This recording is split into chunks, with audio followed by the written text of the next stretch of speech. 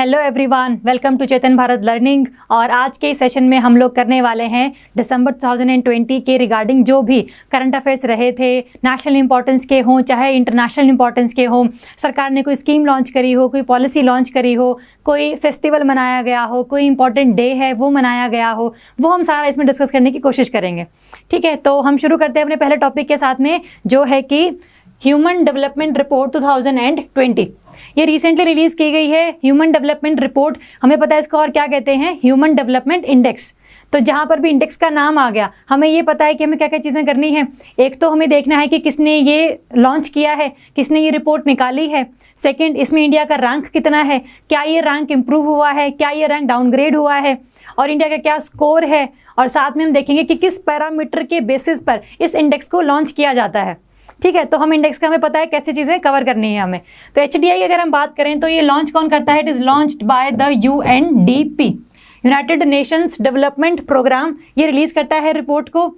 अगर हम इंडिया के रैंक की बात करें तो इंडिया का rank is 131 out of 189 countries.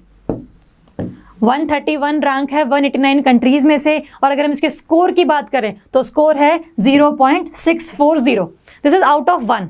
इसका मतलब जो है इंडिया 1 के थोड़ा सा करीब है, लेकिन इतना करीब नहीं है कि इसको प्रॉपरली अच्छे से डेवलपमेंट की कैटेगरी में रखा जाए।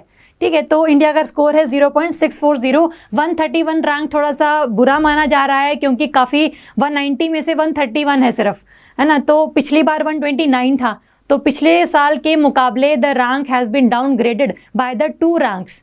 इसका मतलब 2019 में कितना रैंक था, इट वॉज 129, और 2020 में कितना है, 131।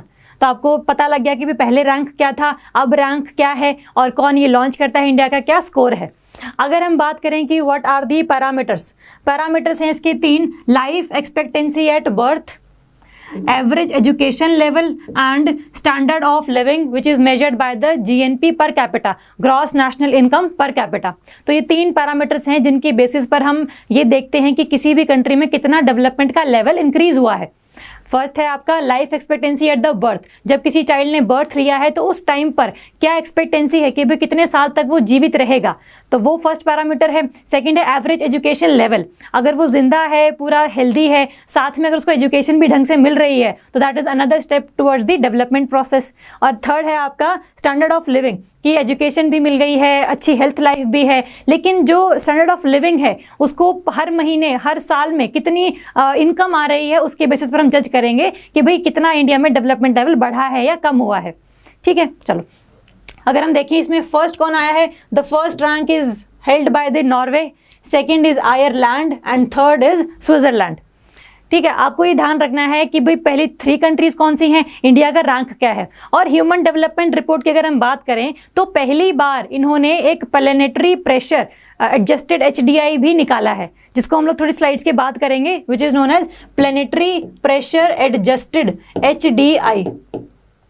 मतलब आपने इस पूरे डेवलपमेंट को पाने के लिए कितना ज़्यादा प्लेनेट पर प्रेशर लगाया है, कितना ज़्यादा आपने चीज़ों को ग्रो करने के लिए एनवायरनमेंट को थोड़ा सा हार्म पहुंचाया है, या कैसी चीज़ें आपने यूज़ करी है, वो हम देखेंगे इन दी प्लैनेटरी प्रेशर एडजस्टेड HDI में। तो ये पहली बार हुआ ऐसा कि एक और पैरामीटर लेकर आए हैं। ठीक है, तो आपको अभी तक ध्यान रखना है कि 3 पैरामीटर्स हैं। और अगर फर्स्ट की बात करें तो नॉर्वे है, सेकंड आयरलैंड है एंड थर्ड इज स्विट्जरलैंड। अगर हम इंडिया के नेबर्स की बात करें तो चाइना का रैंक है 85th एंड पाकिस्तान का रैंक इज 154।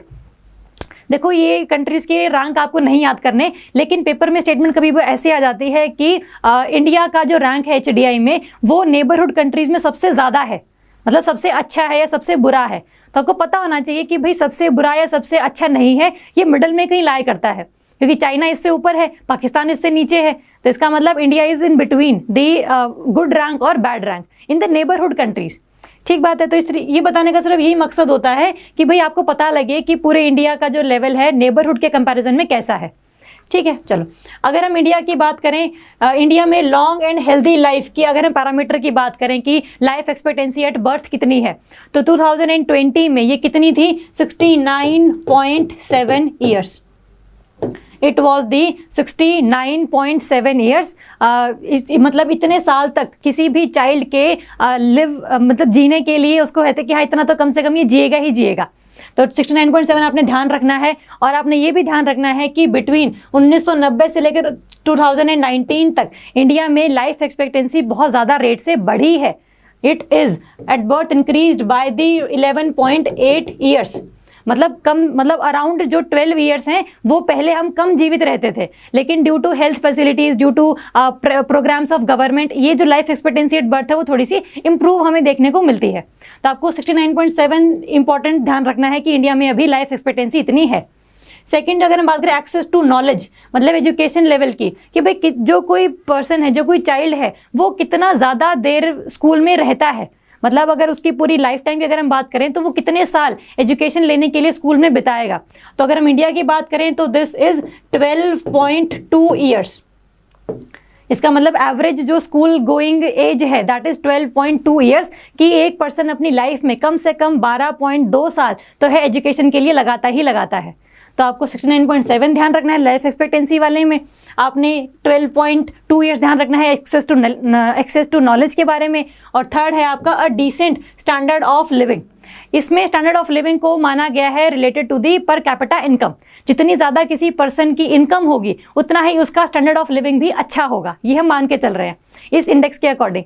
तो इंडिया की अगर हम बात करें तो इंडिया में अभी the per capita income is $6681, मतलब पर ईयर हर एक पर्सन की अगर हम मीन निकालें, अगर एवरेज निकालें तो $6681 जो है इसकी इनकम है। इसका मतलब थोड़ा सा अच्छा किया है इंडिया ने, लेकिन फिर भी इतना अच्छा नहीं है कि इसको काफ़ी लो रैंक प्रोवाइड किया जाए। मतलब 131 rank is a kind of bad rank. ठीक है, तो आपको ध्यान रखना है कि इंडिया ने अच्छा भले ही किया है, लेकिन जितना अच्छा करना चाहिए उतना अच्छा नहीं किया इसने। तो आपको पता लग गया इंडिया का रैंक क्या है, इंडिया का स्कोर क्या है, पिछले बार वाला रैंक से इंप्रूवमेंट है या डाउनग्रेडिंग है, साथ में क्या पैरामीटर्स हैं, पैरामीटर्स के अकॉर्डिंग इंडिया में क्या सिचुएशन अवेलेबल है। तो ये सब आपको देखना है जब भी आप किसी इंडेक्स को पढ़ते हो। तो हमने HDI किया है अभी, ऐसे अगर कोई और भी रिपोर्ट आएगी न्यूज़ में तो भी आपने उसको इसी तरीके से टैकल करना है, ताकि पेपर में स्टेटमेंट कैसी भी आए आपको पता हो कि भाई ये ऐसा है, ये ऐसा है, ये पैरामीटर है, ये इसकी परसेंटेज है, ये इसकी कैपेसिटी है। तो आपको सब कुछ पता होगा, उस टाइम पर कन्फ्यूजन कम होगी उसके रिगार्डिंग। ठीक है, तो आपको ये ध्यान रखनी है चीज़ें सारी। ठीक है, नेक्स्ट देखते हैं ह्यूमन राइट्स डे। ये जो ह्यूमन राइट्स डे है, कोई भी डे इंपॉर्टेंट अगर है तो वो कब मनाया जाता है, उसका डे क्या है, साथ में उसकी डेट क्या है, और ये क्यों मनाया जाता है, और इसकी थीम क्या है। किसी भी डे की आपको ये 3 चीज़ें याद रखनी ही रखनी है। हम जितने भी करंट अफेयर करेंगे मंथ वाइज, उन सब में जो भी इंपॉर्टेंट डेज आएंगे वो मैं करवाऊंगी, लेकिन आपको याद रखने के हिसाब से उसकी थीम, उसका डे और उसका जो बेसिक कंसेप्ट है कि वो क्यों मनाया जाता है, वो तो कम से कम पता होना चाहिए। ठीक है, तो अगर हम ह्यूमन राइट्स डे की बात करें तो हम देखते हैं कि ये मनाया जाता है दिसंबर 10 को, 10 दिसंबर को ये मनाया जाता है। और ये क्यों मनाया जाता है, क्योंकि इसी दिन 10th of December in 1948 इसी दिन यूनाइटेड नेशंस जनरल असेंबली ने universal declaration of human rights को अडॉप्ट किया था।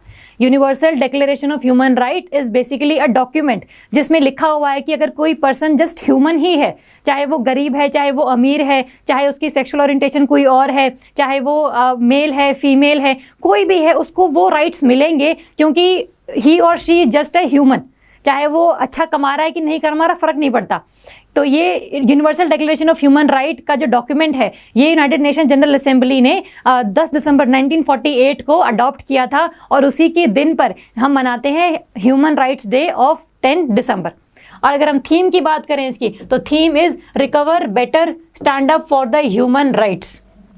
आपको ध्यान रखना है कि भाई ह्यूमन राइट्स की जो थीम है दैट इज स्पेसिफिकली सेइंग कि भाई किसी भी अगर कंट्री में, किसी भी कम्युनिटी में अगर आपके ह्यूमन राइट्स की वायलेशन हो रही है तो that is very discriminatory in nature. तो आपका ये पूरा हक बनता है कि आप अपने ह्यूमन राइट्स को ले सकें किसी भी गवर्नमेंट से या किसी भी कम्युनिटी लेवल की ऑर्गेनाइजेशन से। ठीक बात है, तो आपको थीम ध्यान रखनी है, recover better stand up for the human rights. ठीक है, डे याद रखना है, क्यों मनाया जाता है और इसकी थीम क्या है। तो हमें 3 चीज़ें किसी भी डे के बारे में पता होनी चाहिए। ठीक बात है, चलो नेक्स्ट है लक्षद्वीप डिक्लेयर्ड 100% ऑर्गेनिक। अगर हम लक्षद्वीप की बात करें तो it is considered as a 100% organic state. इसका मतलब लक्षद्वीप में जो खेती की जा रही है, जो एग्रीकल्चर किया जा रहा है, उसमें किसी भी तरीके का केमिकल फर्टिलाइज़र, केमिकल पेस्टिसाइड कोई भी यूज़ नहीं किया जा रहा है। इसका मतलब एग्रीकल्चर करने के लिए क्या यूज़ किया जा रहा है, या तो ऑर्गेनिक फार्मिंग की जा रही है, या फिर जो ऑर्गेनिक फर्टिलाइजर्स हैं वो यूज़ किए जा रहे हैं, या फिर नॉर्मली जो गोबर खाद नॉर्मली मिलता है उसको यूज़ करके ये लोग एग्रीकल्चर प्रैक्टिस कर रहे हैं। तो अगर हम लक्षद्वीप की बात करें, Lakshadweep is the first in the union territories जो क्या बना है, 100% ऑर्गेनिक यूटी बना है। और अगर हम स्टेट वाइज बात करें तो state wise Sikkim has become the first state to achieve the status of 100% organic. दोनों का सेम मतलब यही है कि इन दोनों स्टेट्स में, इसमें यूटी में और स्टेट में किसी भी तरीके के केमिकल फर्टिलाइजर का यूज नहीं किया जा रहा है in the practising of agriculture. और ये किस स्कीम के अंडर लॉन्च किया गया है कि भाई इस स्टेट को हम लोग ऑर्गेनिक बोलेंगे या इस स्टेट को हम लोग ऑर्गेनिक नहीं बोलेंगे, तो दैट स्कीम इज द परंपरागत कृषि विकास योजना। परंपरागत नाम से क्लियर है कि हम परंपरागत, कि हम पहले केमिकल फर्टिलाइजर्स नहीं होते थे, अब धीरे धीरे इंडस्ट्री डेवलपमेंट हुई है तब जाके ये केमिकल फर्टिलाइजर बनने शुरू हुए हैं। उससे पहले तो हम लोग क्या करते थे, गोबर की खाद यूज करते थे, है ना। तो वो क्या है, परंपरा है वो हमारी बेसिकली। तो परंपरागत कृषि विकास योजना और ऑर्गेनिक फार्मिंग इंप्रूवमेंट प्रोग्राम के अंडर किसी भी स्टेट या किसी भी यूटी को ये सर्टिफाई किया जाता है कि दिस स्टेट और दिस यूटी इज 100% ऑर्गेनिक और नॉट। तो आपको ध्यान रखना है स्कीम के अंडर ये चीज़ की जाती है। और जितना भी पूरा एग्रीकल्चर का एरिया है लक्षद्वीप में, उसमें कहीं पर भी कोई भी केमिकल फर्टिलाइजर यूज़ होने की कोई भी एविडेंसेस नहीं मिले हैं। That is why it is considered, it is certified as the 100% organic UT in the India. ठीक बात है, रहेगा याद। चलो, और अगर हम बात करें कि भाई किसने डिक्लेयर किया है, डिक्लेयर जो एग्रीकल्चर जिस मिनिस्ट्री के अंडर आता है वही डिक्लेयर करेगा, तो that is ministry of agriculture and farmer welfare. ठीक बात है। तो ministry of agriculture and farmer welfare ने इसको इनॉग्रेट किया है, इसको लॉन्च किया है। कौन सी स्कीम के अंडर किया है, पहला यूटी है, कौन सा पहला ऑर्गेनिक स्टेट है, ये सारे फैक्ट्स हम लोगों को इस करंट अफेयर में से निकालने हैं। ठीक बात है। चलो, नेक्स्ट है आज़ाद पत्तन hydro power project. Hydro power project, एक तो ये कहाँ पर है और ये न्यूज़ में क्यों रहा था, और आगे का इसका बेसिक फ्यूचरिस्टिक कैपेसिटी क्या है वो हम लोग देखेंगे। तो अगर हम देखें कि आज़ाद पत्तन हाइड्रो पावर प्रोजेक्ट क्या है, ये कहाँ लगाया गया है, it is launched in the POK region. Pakistan occupied Kashmir जो एरिया है इंडिया और पाकिस्तान के बीच डिस्प्यूटेड, वहाँ पर जो झेलम रिवर फ्लो करती है, Jhelum river flow in the POK region, उस झेलम रिवर पर ये जो डैम है, this dam is being constructed, जिसका नाम है आज़ाद पत्तन हाइड्रो पावर प्रोजेक्ट। और एक और बात ध्यान रखना कि ये सिर्फ पाकिस्तान का इकलौता प्रोजेक्ट नहीं है, इसमें there is collaboration between Pakistan and China. Pakistan and China का ये कोलैबोरेशन है। हमने पिछले करंट अफेयर में बात की थी CPEC की, चाइना पाकिस्तान इकोनॉमिक कॉरिडोर कि एक कॉरिडोर जो स्टार्ट कहाँ से होता है, चाइना के काशगार रीजन से शुरू होकर आपका पाकिस्तान का लास्ट में जो गवादर पोर्ट है वहाँ तक ये पूरा का पूरा कॉरिडोर है, जहाँ पर ये लोग रोड्स बनाएंगे, रेलवेज बनाएंगे, पाइपलाइंस बिछाएंगे। तो ये सारी चीज़ें जो है इस कॉरिडोर में की जाएंगी। तो CPEC क्या ही एक ये पार्ट है जहाँ पर ये लोग डैम बना रहे हैं on the Jhelum river in the POK region. ठीक है, तो आपको ये CPEC का ध्यान रखना है, ये कहाँ पर है, किस रिवर पर है, ये ध्यान रखना है। और ये न्यूज़ में क्यों रहा था, क्योंकि इंडिया को काफ़ी ज़्यादा एप्रीहेंशंस हैं, इंडिया को काफ़ी डर है कि भाई जो चाइना है वो धीरे धीरे इंडिया में एंटर करने की कोशिश कर रहा है। तो POK में अगर जो डैम वो बना रहा है तो ultimately it is kind of showing its strategic importance, strategic significance to India कि भाई मैं बहुत पास बैठा हूँ तुम्हारे, अगर तुमने कोई भी मेरे खिलाफ जाने की कोशिश करी तो हम लोग इस चीज़ को आपके नेगेटिव तरीके से यूज़ कर सकते हैं। ठीक है, और साथ में ये जो ग्वादर पोर्ट है पूरा का पूरा इस साइड पाकिस्तान में, तो यहाँ पर क्या है, ये आपका ये इंडियन ओशन रीजन है, अरेबियन सी वाला रीजन है। तो यहाँ पर भी क्या है, चाइना की पहुँच बढ़ गई है। तो इंडिया को ये है कि जो CPEC है, एक तो ये POK में से निकल रहा है which is a part of India. तो बिना इंडिया के परमिशन के जो चाइना है वो कैसे इंडिया में कोई डैम, रोड या रेलवे बना सकता है, पहले तो इसी बात पर डिस्प्यूट है। दूसरा, और अगर ये अभी डिस्प्यूटेड है तो जब तक इस डिस्प्यूट का नहीं मतलब उसको नहीं हम सॉल्व कर लेते तब तक के लिए तो कम से कम रुक जाओ, है ना। उससे पहले ही आप सारी चीज़ें क्रिएट करने लग रहे हो तो फिर ये तो गलत बात है। अगर हम डिस्प्यूटेड मान भी लें इसको तो भी थोड़ा सा जब तक डिस्प्यूट सॉल्व नहीं होता तब तक रुक जाओ। तो यही कहता है इंडिया। तो साथ में आपको देखो कि the concerns of India, the dam is to be constructed in the region that is under dispute between India and Pakistan. POK region है, डिस्प्यूटेड रीजन है, हमें पता है। सेकंड है, according to India China and Pakistan are consolidating their presence in the region. जितना ज़्यादा कोई भी कंट्री किसी जगह पर प्रेजेंट होगा, उतना ही ज़्यादा किसी और कंट्री की एक्टिविटीज़ पर नज़र रख पाना ईजी होगा। और अगर चाइना पाकिस्तान पीओके रीजन में प्रेजेंट है तो इसका मतलब इंडिया की एक्टिविटीज़ पर नज़र रख पाना ईजी है, तो that is also concerned by India. Third है, the project being implemented in the Pakistan occupied Kashmir do not follow international norms. India ये कहता है कि इंडस वाटर ट्रीटी के अंदर जो भी इंटरनेशनल नॉर्म्स लगाए गए थे उसको ये ढंग से वैलिडेट नहीं करता। हमें इंडस वाटर ट्रीटी हम लोगों ने पहले 2 क्लासेस में भी कर चुकी हूँ, मैं दोबारा नहीं बता रही हूँ, आपको रिवाइज करते रहना उसको साथ साथ में। तो इंडिया ये कहता है कि इंटरनेशनल नॉर्म्स को ये फॉलो नहीं करता है। The project provide geopolitical leverage to the Chinese in the western Indian ocean region, कि जैसे ही CPEC में चाइना ग्वादर पोर्ट तक पहुंच गया है, इसका मतलब उसके पास वेस्टर्न इंडियन ओशन रीजन में एक रीच प्रोवाइड कर दी गई है, जिसकी वजह से पूरा इंडियन ओशन में जो निगरानी है वो चाइना रख सकता है। और इंडियन ओशन रीजन क्या है, इंडिया के चारों तरफ घिरा हुआ है, तीनों तरफ घिरा हुआ है, तो अल्टीमेटली इंडियन ओशन पर नज़र रखना मतलब इंडिया पर नज़र रखना। तो ये भी एक इंडिया का कंसर्न है, जिसमें चाइना और पाकिस्तान की ये जो दोस्ती है उसके लिए इंडिया में काफ़ी ज़्यादा डर पैदा हो रखा है।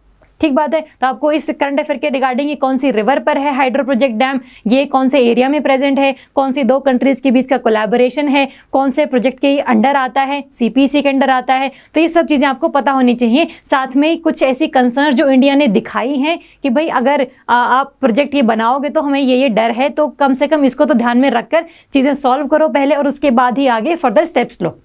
ठीक बात है, रहेगा याद। चलो नेक्स्ट है आपका world soil day. World soil day हम लोग मनाते हैं 5 दिसंबर। ठीक है, डे याद रखना है, इसकी थीम ध्यान रखनी है। Theme is keep soil alive, protect the soil biodiversity. एक तो ये ध्यान रखना है, आपको ये चीज़ ध्यान रखनी है कि भाई जितना ज़्यादा किसी कंट्री में सॉइल अच्छी होती है उतना ही ज़्यादा उस कंट्री में एग्रीकल्चर अच्छा होगा। जितना ज़्यादा अच्छा एग्रीकल्चर होगा उतना ही ज़्यादा कोई कंट्री चीज़ों को एक्सपोर्ट कर पाएगा, फूड ग्रेन्स एक्सपोर्ट कर पाएगा, वीट, राइस, शुगर केन। तो जितना ज़्यादा चीज़ें एक्सपोर्ट करेगा कोई कंट्री उतना ही उसकी इनकम भी बढ़ेगी। तो पूरे कंट्री की जो इकोनॉमिक वेल्थ है that is also dependent upon the soil. और अगर एक्सपोर्ट नहीं भी करना है तो कम से कम उस कंट्री में रहने वाले सभी पर्सन्स की कंजप्शन के लिए फूड अवेलेबल तो होगा, मतलब किसी और कंट्री से फूड ग्रेन इंपोर्ट तो नहीं करने पड़ रहे। तो ये भी चीज़ है, मतलब आपने सॉइल की हेल्थ को सबसे अच्छा रखना है, तभी आपकी कंट्री में कोई भी जो पूरा इकोनॉमिक ग्रोथ है वो देखी जाती है और साथ में आपकी पूरी कंट्री के पर्सन्स की कंजप्शन लेवल भी इंश्योर की जाती है। तो आपको ध्यान रखना है वर्ल्ड सॉइल डे मनाया कब जाता है, 5 दिसंबर। इसकी थीम क्या है और ये मनाता कौन है? It is celebrated by the FAO, food and agricultural organisation. Food and agricultural organisation, it is an arm of the United Nations. तो ये FAO मनाता है, कब मनाता है, क्या इसकी थीम है, तो ये सारी चीज़ें हमें इस करंट अफेयर के बारे में पता होनी चाहिए। ठीक है, चलो नेक्स्ट है आत्मनिर्भर भारत रोजगार योजना। हमें पता है कि जो इंडियन गवर्नमेंट है, सेंट्रल गवर्नमेंट जो है, आत्मनिर्भर भारत के पैकेज रिसेंटली लॉन्च करती रही है। आत्मनिर्भर भारत पैकेज 1.0, 2.0, 3.0। तो जब इन्होंने आत्मनिर्भर भारत पैकेज 3.0 को लॉन्च किया था तब उसमें इस स्कीम का जिक्र किया गया था, विच इज़ आत्मनिर्भर भारत रोजगार योजना। ठीक है, क्या इसका मकसद है, क्या इसकी पॉलिसीज़ हैं, किस किस को इसके बेनिफिट्स मिलेंगे योजना के, इसका प्रॉपर ऑब्जेक्टिव क्या है, ये हम लोग देखने की भी कोशिश करते हैं। ठीक है, तो अगर हम इसके ऑब्जेक्टिव की बात करें, ऑब्जेक्टिव इसका ये है to boost the employment in the formal sector. जितना भी फॉर्मल सेक्टर है, फॉर्मल सेक्टर का मतलब होता है ऐसा सेक्टर जहां पर जो लोग काम करते हैं उनके लिए प्रॉपर रूल्स एंड रेगुलेशंस पहले से ही डिफाइन कर दिए गए हैं। इसका मतलब आपको छुट्टियां इतनी मिलेंगी, आपको कम से कम पैसे इतने मिलेंगे, आपके ये बेनिफिट्स आपको हम देंगे, आपकी रिटायरमेंट इतने टाइम पर होगी। तो ये सब जो चीज़ें हैं ये फॉर्मल सेक्टर की कैरेक्टरिस्टिक्स हैं। इनफॉर्मल कौन से होते हैं? जिनमें कोई रूल्स एंड रेगुलेशंस नहीं लिखे होते, जैसे हमारे घरों में काम करने वाले डोमेस्टिक वर्कर्स, कंस्ट्रक्शन एक्टिविटीज़ में काम करने वाले लेबर, तो ये सब क्या है, ये इनफॉर्मल सेक्टर है। तो इस स्कीम का जो बेसिक ऑब्जेक्टिव है that is to increase the formal sector, और साथ में एम्प्लॉयर्स को जो जॉब पे रखते हैं उनको ये प्रमोट करना कि आप ज़्यादा से ज़्यादा लोगों को अपने यहाँ पर रखो। इससे होगा क्या, पूरी जॉब की क्रिएशन होगी और साथ में इंडिया में एम्प्लॉयमेंट लेवल भी थोड़ा सा इम्प्रूव होगा। ठीक है, और अगर हम देखें इसकी स्कीम में लिखा क्या है, द स्कीम ये कहती है, आपको ये चीज़ पता है कि EPF एक चीज़ होती है, एम्प्लॉयज़ प्रोविडेंट फंड। एम्प्लॉय का एक प्रोविडेंट फंड होता है। जो भी कोई पर्सन काम कर रहा होता है किसी ऑर्गेनाइजेशन में, तो उसकी एक बेसिक पे होती है, उसको एक बेसिक पे मिलती है, जिसका जो 12% है वो इस ईपीएफ में जाता है। तो अगर हम बात करें एम्प्लॉयज़ का 12% ऑफ बेसिक पे इस ईपीएफ में जाएगा, और साथ में एम्प्लॉयज़ का ही नहीं, एम्प्लॉयर का भी। एम्प्लॉयर मतलब जिसने आपको जॉब दी है, जो मालिक है, जो डायरेक्टर है आपकी कंपनी का, तो इस ये एम्प्लॉयर भी क्या करता है, 12% ऑफ योर बेसिक पे इस ईपीएफ में मतलब सबमिट करवाता है, डिपॉजिट करवाता है। इसका मतलब अगर आप कहीं पर काम कर रहे हैं, आपकी बेसिक पे मान लो 10,000 है, तो उसका 12% 1,200 रुपये, तो 1,200 रुपये आप डिपॉजिट करोगे इसमें, और जो एम्प्लॉयर है वो 1,200 रुपये आपके इस ईपीएफ में डिपॉजिट करेगा। तो that is a kind of EPF की स्कीम। तो इस स्कीम के अंडर क्या है, आत्मनिर्भर भारत रोजगार योजना के अंडर जिस ऑर्गेनाइजेशन में 1000 एम्प्लॉयज से कम काम करते हैं, मतलब जिस ऑर्गेनाइजेशन में 1000 एम्प्लॉय से कम काम करते हैं, वहां पर जो सरकार है एम्प्लॉयर का भी 12% और एम्प्लॉय का भी 12% खुद से देगी, है ना। तो it is a kind of 2 year subsidy, 2 year subsidy by the central government, जहां पर बोथ 12% ऑफ एम्प्लॉय का कंट्रीब्यूशन एंड 12% ऑफ एम्प्लॉयर्स का कंट्रीब्यूशन, मतलब total 24% of wages in respect of new employees in the establishment, ये सरकार देगी। मतलब ऐसा नहीं है कि जो पर्सन पहले से काम कर रहे थे उनका भी देगी, लेकिन जो भी नए लोगों को जिन्होंने रोजगार दिया है उसके अकॉर्डिंग है बस ये।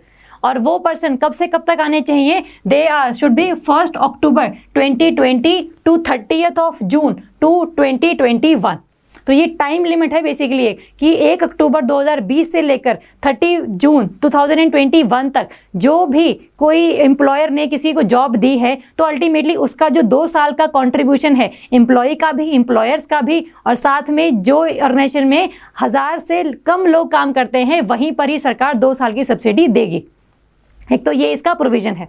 अगर किसी ऑर्गेनाइजेशन में मोर देन 1000 एम्प्लॉयज हो तो क्या होगा, अगर किसी ऑर्गेनाइजेशन में मोर देन 1000 एम्प्लॉयज हैं, तो सरकार सिर्फ और सिर्फ 12% of wages in respect of new employees, मतलब सिर्फ एम्प्लॉय का 12% ही जो शेयर है वो सरकार देगी 2 साल के लिए। एम्प्लॉयर जो 12% देता है वो सरकार नहीं देगी। तो आपको डिफरेंस हल्का सा पता होना चाहिए। जिस ऑर्गेनाइजेशन में 1000 एम्प्लॉय से कम है, वहां पर सरकार 24%, 12% ऑफ एम्प्लॉय, 12% ऑफ एम्प्लॉयर, दोनों का ही जो 2 साल के लिए वहां पर डिपॉजिट करती रहेगी। लेकिन जिस ऑर्गेनाइजेशन में 1000 से ज़्यादा लोग काम करते हैं, वहां पर सरकार 2 साल के लिए सिर्फ एम्प्लॉय का जो 12% कॉन्ट्रीब्यूशन है उसी को डिपॉजिट करेगी इन द ईपीएफ। एम्प्लॉयर को खुद करना पड़ेगा 12% अगर ऑर्गेनाइजेशन में पर्सन 1000 से ज़्यादा हैं तो, ठीक है। और कब से कब तक होना चाहिए, न्यू एस्टैब्लिशमेंट में नए एम्प्लॉयज 1 अक्टूबर 2020 से लेकर 30 जून 2021 तक, ठीक बात है। तो ये पूरी की पूरी स्कीम है जो आपको थोड़ी सी पता होनी चाहिए, क्योंकि स्टेटमेंट वाइज ही क्वेश्चंस आते हैं पेपर में, जिसमें ये बताते हैं कि भाई consider the following statements regarding the आत्मनिर्भर भारत रोजगार योजना। तो पहला एक स्टेटमेंट होगी, दूसरी स्टेटमेंट होगी, तीसरी स्टेटमेंट होगी, ऑप्शंस दिए होंगे 1 and 2, 2 and 3, 1 and 3, all of the above. तो ये सारी चीज़ आपको पता होनी चाहिए किसी भी स्कीम के रिगार्डिंग। कोई स्कीम आती है, कोई पॉलिसी आती है, कोई एक्ट आता है नया जिसको पार्लियामेंट ने पास कर लिया होता है, उन सब के बारे में आपको ये सब चीज़ें पता होनी चाहिए, क्योंकि पेपर में पूछी जाती हैं, ठीक है। चलो, अगर हम बात करें एलिजिबिलिटी की, तो एलिजिबिलिटी कौन है, कोई अगर पर्सन 15,000 से कम कमा रहा है। एक और एलिजिबिलिटी है कि भाई कोई अगर पर्सन 15,000 से कम कमा रहा है और किसी भी ऑर्गेनाइजेशन में जो ईपीएफओ के द्वारा रजिस्टर्ड नहीं है, रेक्टिफाइड नहीं है, वहाँ पर अगर उसके पास कोई अकाउंट नंबर नहीं है, यूनिवर्सल अकाउंट नंबर मतलब ईपीएफ मेंबर अकाउंट नंबर। हर एक पर्सन जो भी काम करता है किसी ऑर्गेनाइजेशन में, उसके पास एक ईपीएफओ नंबर होता है जिसको हम लोग यूनिवर्सल अकाउंट नंबर बोलते हैं। मतलब अगर आप कहीं पर भी जाओगे तो आपका चलता रहेगा, ये एक ऑर्गेनाइजेशन से दूसरे ऑर्गेनाइजेशन में भी जाओगे तो आपको ये चीज़ें कंटिन्यू होती रहेंगी। तो अगर कोई पर्सन 15,000 से कम कमा रहा है और ऐसी ऑर्गेनाइजेशन में जो ईपीएफओ द्वारा रजिस्टर्ड नहीं थी और अल्टीमेटली 1 अक्टूबर से पहले उसको जॉब से निकाल दिया गया था या फिर उस टाइम तक उसको जॉब नहीं मिली थी, तो वो भी एलिजिबल रहेगा। ठीक है। तो आपको एलिजिबिलिटी क्राइटेरिया भी ध्यान रखने हैं according to this scheme. Eligibility इतनी इंपॉर्टेंट नहीं है जितने कि आपके ये पैरामीटर्स हैं इस स्कीम के। एलिजिबिलिटी नहीं भी याद रहेगी, डेट्स नहीं भी याद रहेंगी तो कोई बड़ा इशू नहीं है, लेकिन कम से कम इस पूरी की पूरी पॉलिसी का क्रक्स पता होना चाहिए हमें। और क्रक्स क्या है? क्रक्स ये है कि जो सरकार है वो ये चाहती है कि ज़्यादा से ज़्यादा लोगों को जॉब प्रोवाइड की जाए, एम्प्लॉयमेंट अपॉर्चुनिटीज प्रोवाइड की जाए, खास करके इन दी फॉर्मल सेक्टर। इनफॉर्मल में तो होती ही रहती हैं, वो तो उसका तो डेटा ही हमारे पास नहीं होता इतना, लेकिन फॉर्मल सेक्टर में अभी अगर हम इंडिया की बात करें तो इंडिया में 90% persons are employed in the informal sector. Only 10% employees are employed in the formal sector. तो इस 10% को हमें थोड़ा सा इंक्रीज करते रहना है विद टाइम। तो ये सारा ही एक ऑब्जेक्टिव है इस स्कीम का, ये इसके पैरामीटर्स हैं। एलिजिबिलिटी एक बार देख लेना, याद रहे तो अच्छी बात है, नहीं याद रहे तो भी कोई बड़ा इशू नहीं है। ठीक है, चलो नेक्स्ट है national mathematics day. National mathematics day कब मनाया जाता है? On the birth anniversary of Srinivasa Ramanujan, जिसको हम कब मनाते हैं? It is at the 22 of December. तो आपको ये डे ध्यान रखना है, 22 of December on the birth anniversary of Srinivasa Ramanujan. India के साइंटिस्ट हुए हैं जिन्होंने मैथ्स की फील्ड में, फिजिक्स की फील्ड में बहुत ज़्यादा काम किया है। तो उन्हीं की बर्थ एनिवर्सरी को मनाते हुए हम लोग इस नेशनल मैथमेटिक्स डे को मनाते हैं। ध्यान रखना किसी भी डे को ध्यान रखते हुए कि क्या ये डे नेशनल है या ये डे वर्ल्ड वाला है ना। कई बार ऐसे भी कंफ्यूजन हो जाती है कि क्या ये नेशनल मैथमेटिक्स डे है, क्या ये वर्ल्ड मैथमेटिक्स डे है, या फिर और कोई भी डे। जैसे हमने वर्ल्ड सॉइल डे किया 5 ऑफ दिसंबर को, वैसे नेशनल सॉइल डे भी हो सकता है। तो आपने ध्यान रखना है डे करते टाइम कि भाई वो नेशनल है या वर्ल्ड है, और साथ में उसकी जो थीम है वो क्या है। इसमें थीम नहीं है तो इसको याद करने की जरूरत है ही नहीं, बस याद रखो कि भाई किसकी बर्थ एनिवर्सरी पर मनाया जाता है, कब मनाया जाता है, और basically what was the contribution of the Srinivasa Ramanujan in the field of maths. ठीक बात है, चलो नेक्स्ट है Chang E5 probe. Chang E5 probe नाम से क्लियर है किस कंट्री का होगा? चाइना कंट्री का होगा। तो चाइना ही ऐसे नाम रखती है, तो जहाँ पर भी ना समझ आए कि नाम किसका हो सकता है तो वहाँ पर चाइना आ जाएगा, क्योंकि इनके अजीब से नाम होते हैं। तो चाइना का बेसिकली ये प्रोब है। ये न्यूज़ में इसलिए था क्योंकि it is a kind of lunar probe. Lunar probe आप बोल सकते हो, या फिर to study the moon. Lunar basically moon. तो चैंग E5 ये की हम बात कर रहे हैं, इससे पहले Chang E4, Chang E3, Chang E2, Chang E1 ये सब भी जा चुके हैं। बट चैंग E5 जो है वो रिसेंटली अभी अर्थ पर वापस आया है bye collecting the samples from the moon. तो देखेंगे कि भाई कैसे कैसे इसने क्या क्या चीज़ें करी हैं, क्या ये प्रोब है, कैसे इसको लॉन्च किया गया है, कब ये वापस आया है, तो ये सब चीज़ें इसके बारे में पढ़ेंगे। तो आपको ध्यान रखना है it is a kind of lunar probe. Moon को स्टडी करने के लिए भेजा गया था, और ये China has become the third country. China से पहले 2 कंट्रीज और हैं, USA एंड रशिया। इन दोनों कंट्रीज ने भी मून से सैंपल्स उठाकर धरती पर लेकर आए हैं और वहाँ पर अर्थ पे रहकर इनको स्टडी किया है, ताकि मून की जो इंटरनल थिंग है, इंटरनल रॉक स्ट्रक्चर है, उसको हम लोग ढंग से स्टडी कर सके। तो ये USA रशिया पहले कर चुका है, लेकिन China has become the third country जो मून से जो सैंपल्स हैं वो दोबारा से इंडिया में अर्थ पर लेकर आकर उसको स्टडी कर रहा है। तो ये है। लेकिन एक और चीज़ ध्यान रखनी है आपने, USA और रशिया के केस में there was not any particular probe, क्योंकि उन्होंने तो बेसिकली जो ह्यूमंस थे उनको मून पर उतारा था और वो आते टाइम वो सैंपल्स लेकर आए थे। लेकिन चाइना के केस में कोई ह्यूमन नहीं गया है, सिंपल है कि चैंग E5 प्रोब गया है, मून पर इसने लैंड किया है और अल्टीमेटली वहाँ से सैंपल इकट्ठे करके ये दोबारा से वहाँ से लिफ्ट होके अर्थ पे दोबारा आया है। तो it has become the first probe to take off from the surface of the moon. पहली बार किसी प्रोब ने मून के सरफेस से टेक ऑफ लिया है। ठीक है, तो आपको ध्यान रहो कि इसने बेसिकली इसको लॉन्च कब किया गया? That was launched on the 24th of November. 24 नवंबर को इसको लॉन्च किया गया था। मून पर ये कब लैंड किया था? 1 ऑफ दिसंबर को ये मून पर लैंड किया था, और अल्टीमेटली वापस कब आ गया है? ये 16 दिसंबर 2020 में। तो इसीलिए ये न्यूज़ में था कि 1 दिसंबर को तो ये मून पर पहुंच गया था, और अल्टीमेटली 15 दिन के अंदर अंदर 16 दिसंबर को दोबारा से ये अर्थ पर वापस आ गया था, जहां पर हम इसके जो भी रॉक सैंपल्स ये लेकर आया है अपने साथ में, उसको हम लोग स्टडी करेंगे ऑन दी अर्थ। तो इसलिए ये न्यूज़ में था। और अगर आप कोई पूछा जाए कि भाई कि क्या ये ऑर्बिटर है, क्या ये लैंडर मिशन है, तो आपको पता है कि भाई जिस चीज़ ने मून पर लैंड ही कर लिया है तो ultimately it has become the lander mission. है ना। तो ऑर्बिटर मिशन क्या होता है, सिंपल, कि अगर ये मून है, मून के ऑर्बिट में अगर ये इसकी चारों तरफ घूम रहा होता तो it has become the orbiter mission, कि मून पर इसने लैंड नहीं किया, सिंपल ये मून के चारों तरफ चक्कर काटे जा रहा है और अल्टीमेटली उसकी फोटोज क्लिक कर रहा है और ये फोटोज धरती तक पहुंचा रहा है। That is the function of the orbiter mission. लेकिन चैंगी 5 क्या है, इसने मून के सरफेस पर लैंड किया है और ultimately it has become the lander mission, और साथ में ये रिटर्न भी होकर आया वापस, दोबारा से वही प्रोब अर्थ पर भी वापस आया, तो it is also the kind of returner भी है ये, तो एक काइंड ऑफ अचीवमेंट है ये, ठीक है। तो चैंगी 5 प्राइब कौन सी कंट्री का है, कौन सी ये कंट्री बनी है to take the lunar samples back to the earth, क्या ये कौन सा पहला या दूसरा प्रोब है जिसने moon of surface of the moon से टेक ऑफ किया है ना, क्यों ये न्यूज़ में था, कब इसने लैंड किया मून पर, कब ये दोबारा अर्थ पर वापस आ गया, तो ये सारी चीज़ें हमें इसके बारे में पता होनी चाहिए, ठीक बात है। और अगर हम देखें कि भाई ये कहाँ उतरा था, ये भी इंपॉर्टेंट न्यूज़ है कि अगर हम किसी भी, जैसे हम बात करते हैं मार्स मिशन की, कि नासा का परसिवरेंस मिशन, ये हम पहले क्लासेस में कर चुके हैं, इसलिए बस मैं आपको रिवाइज करवा रही हूँ। नासा का परसिवरेंस मिशन जो मार्स को स्टडी करने के लिए गया था, यूएई का होप प्रोब मिशन जो भी दोबारा से मार्स को स्टडी करने के लिए गया था, आपका चाइना का तियानवन-1 है ना, तो ये भी मार्स को स्टडी करने के लिए गया था। तो ये कहाँ पर उतरे थे, बेसिकली ये इंपॉर्टेंट जगह हो जाती है।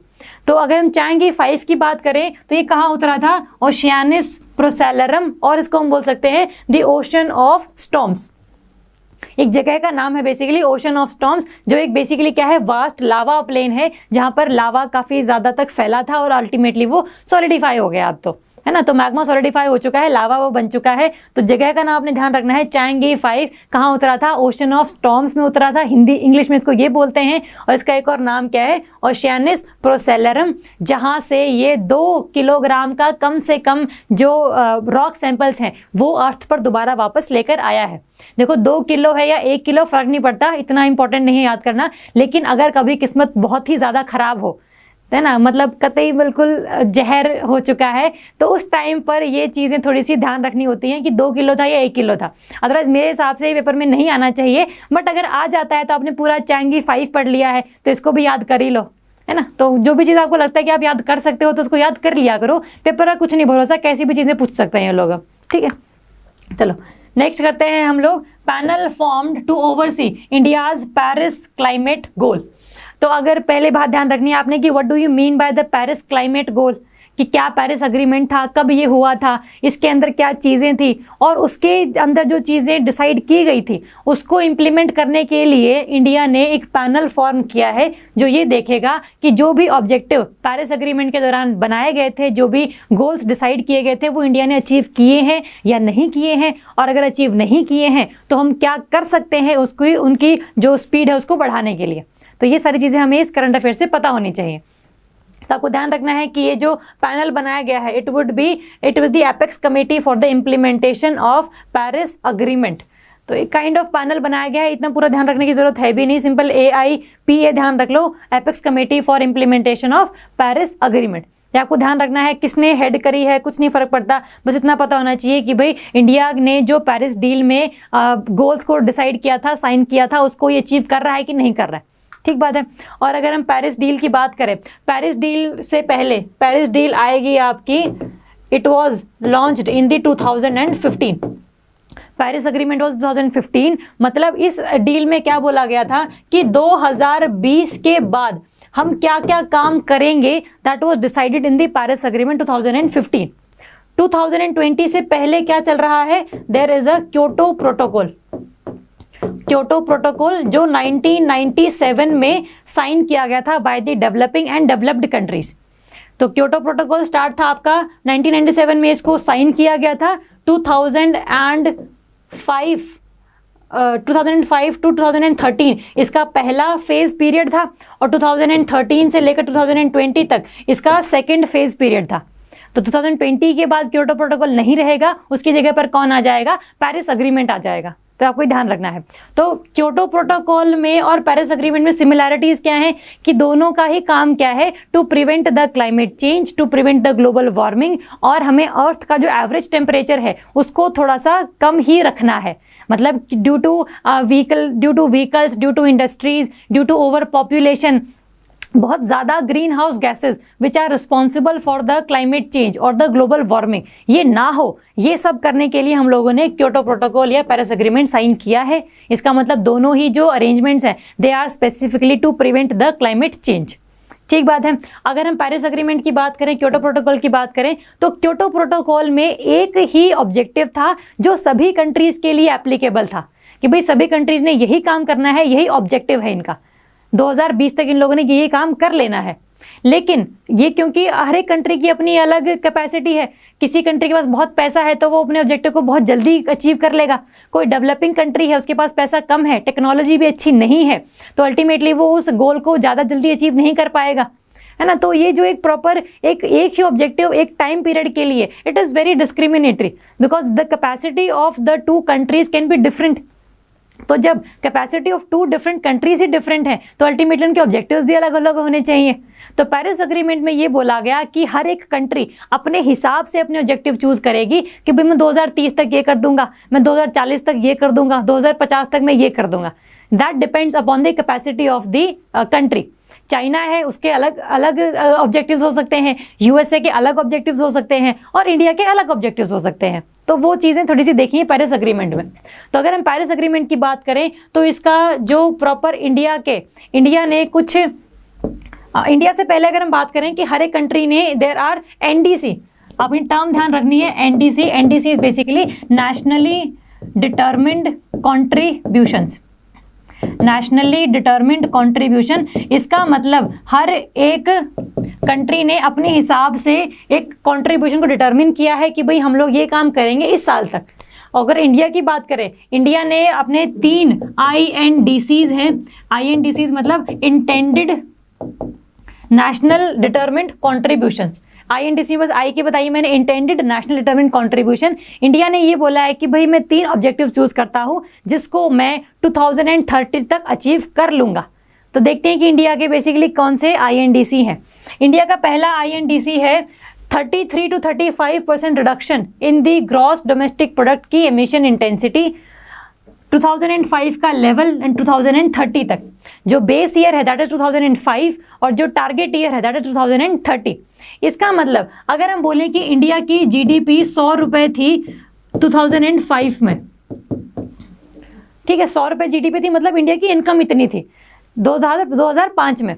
और इस 100 रुपये को बनाने के लिए, मतलब इतनी प्रोडक्शन हुई है उस कंट्री में, इंडिया कंट्री में, उस चीज़ को बनाने के लिए इंडिया ने जो है कम से कम 40 भी नहीं, 60 की बात कर लेते हैं, 60 रुपीज़ और एक्स्ट्रा लगाए हैं क्योंकि इन्वायरमेंट को भी हानि पहुंचाई है। तो मतलब इंडिया ने 100 GDP बनाने के लिए कितना ज़्यादा एमिशन किया है। अगर हम बात करें कि एमिशन भी 100 ही किया है, 100 ही ले लेते हैं, इसको कैलकुलेशन में ईजी रहेगा। 100 ही एमिशन किया है, मतलब 100 यूनिट ऑफ कार्बन इसने रिलीज किए हैं through vehicles, through industries and through the population. ठीक बात है। तो 2005 में ये चीज़ है, 100 रुपये GDP है और साथ में 100 रुपये ही एमिशन की कैपेसिटी, एमिशन की इंटेंसिटी है। 2030 तक हमें जी क्या करना है, 2030 तक इंडिया ने जो भी GDP बनाई है, जो भी अचीव किया है, 200 है, 300 है, कुछ भी है, मुझे मतलब है इस 100 यूनिट की एमिशन इंटेंसिटी से, 100 यूनिट ऑफ कार्बन से मुझे क्या करना है, इसको कम से कम 33 to 35% से कम करना है, और तक कम करना है में फ़र्क होता है। मुझे करना है 33 to 35% से कम करना है। इसका मतलब 100 से कितना लेकर आना है इसको, अराउंड 66 to 65%, 67 to 65%। मतलब जहाँ पर मुझे अपनी GDP को बनाने में पहले 100 यूनिट ऑफ कार्बन को मैं रिलीज़ करवा रहे थे हम लोग, अब कितना है, सिर्फ और सिर्फ 65 to 67 he unit of carbon को हम लोग रिलीज़ करवा पा रहे हैं। इसका मतलब हमारी जो कार्बन इंटेंसिटी है, जो हमारे कार्बन की यूनिट्स हैं जो एटमॉस्फेयर में लोगों ने फैलाई हैं, वो थोड़ी सी कम हो गई। जितना ज़्यादा एटमॉस्फेयर में कार्बन कम होगा, मतलब CO2 कम है, CH4 मीथेन कम है, या और other green house gases, mainly carbon और मीथेन की हम बात करते हैं, कार्बन डाइऑक्साइड और मीथेन की, क्योंकि इनका ही सबसे ज़्यादा पोटेंशियल माना जाता है। तो इस केस में क्या है कि भाई मैंने अपने पूरे एटमॉस्फेयर में, पूरे इंडिया के एटमॉस्फेयर में कम से कम 33 से 35% तक, मतलब उससे कम थोड़ा सा कर दिया है यूनिट ऑफ कार्बन की रिलीज। इसका मतलब अब मैं अच्छी टेक्नोलॉजी की तरफ जा रहा हूँ। अच्छी टेक्नोलॉजीज में डेवलप कर रहा हूँ ताकि पोल्यूशन लेवल ना बढ़े, व्हीकल्स अच्छे आ गए हैं ताकि पोल्यूशन लेवल हो, तो अगर हो भी तो भी कम से कम गैसेस निकले, और वो गैसेस जो खासकर क्लाइमेट चेंज के लिए रिस्पॉन्सिबल है ना। तो ये इंडिया का पहला ऑब्जेक्टिव है कि 33-35% reduction in the GDP emission intensity bye 2030 from 2005 का लेवल। ये आई थिंक क्लियर हो गया होगा।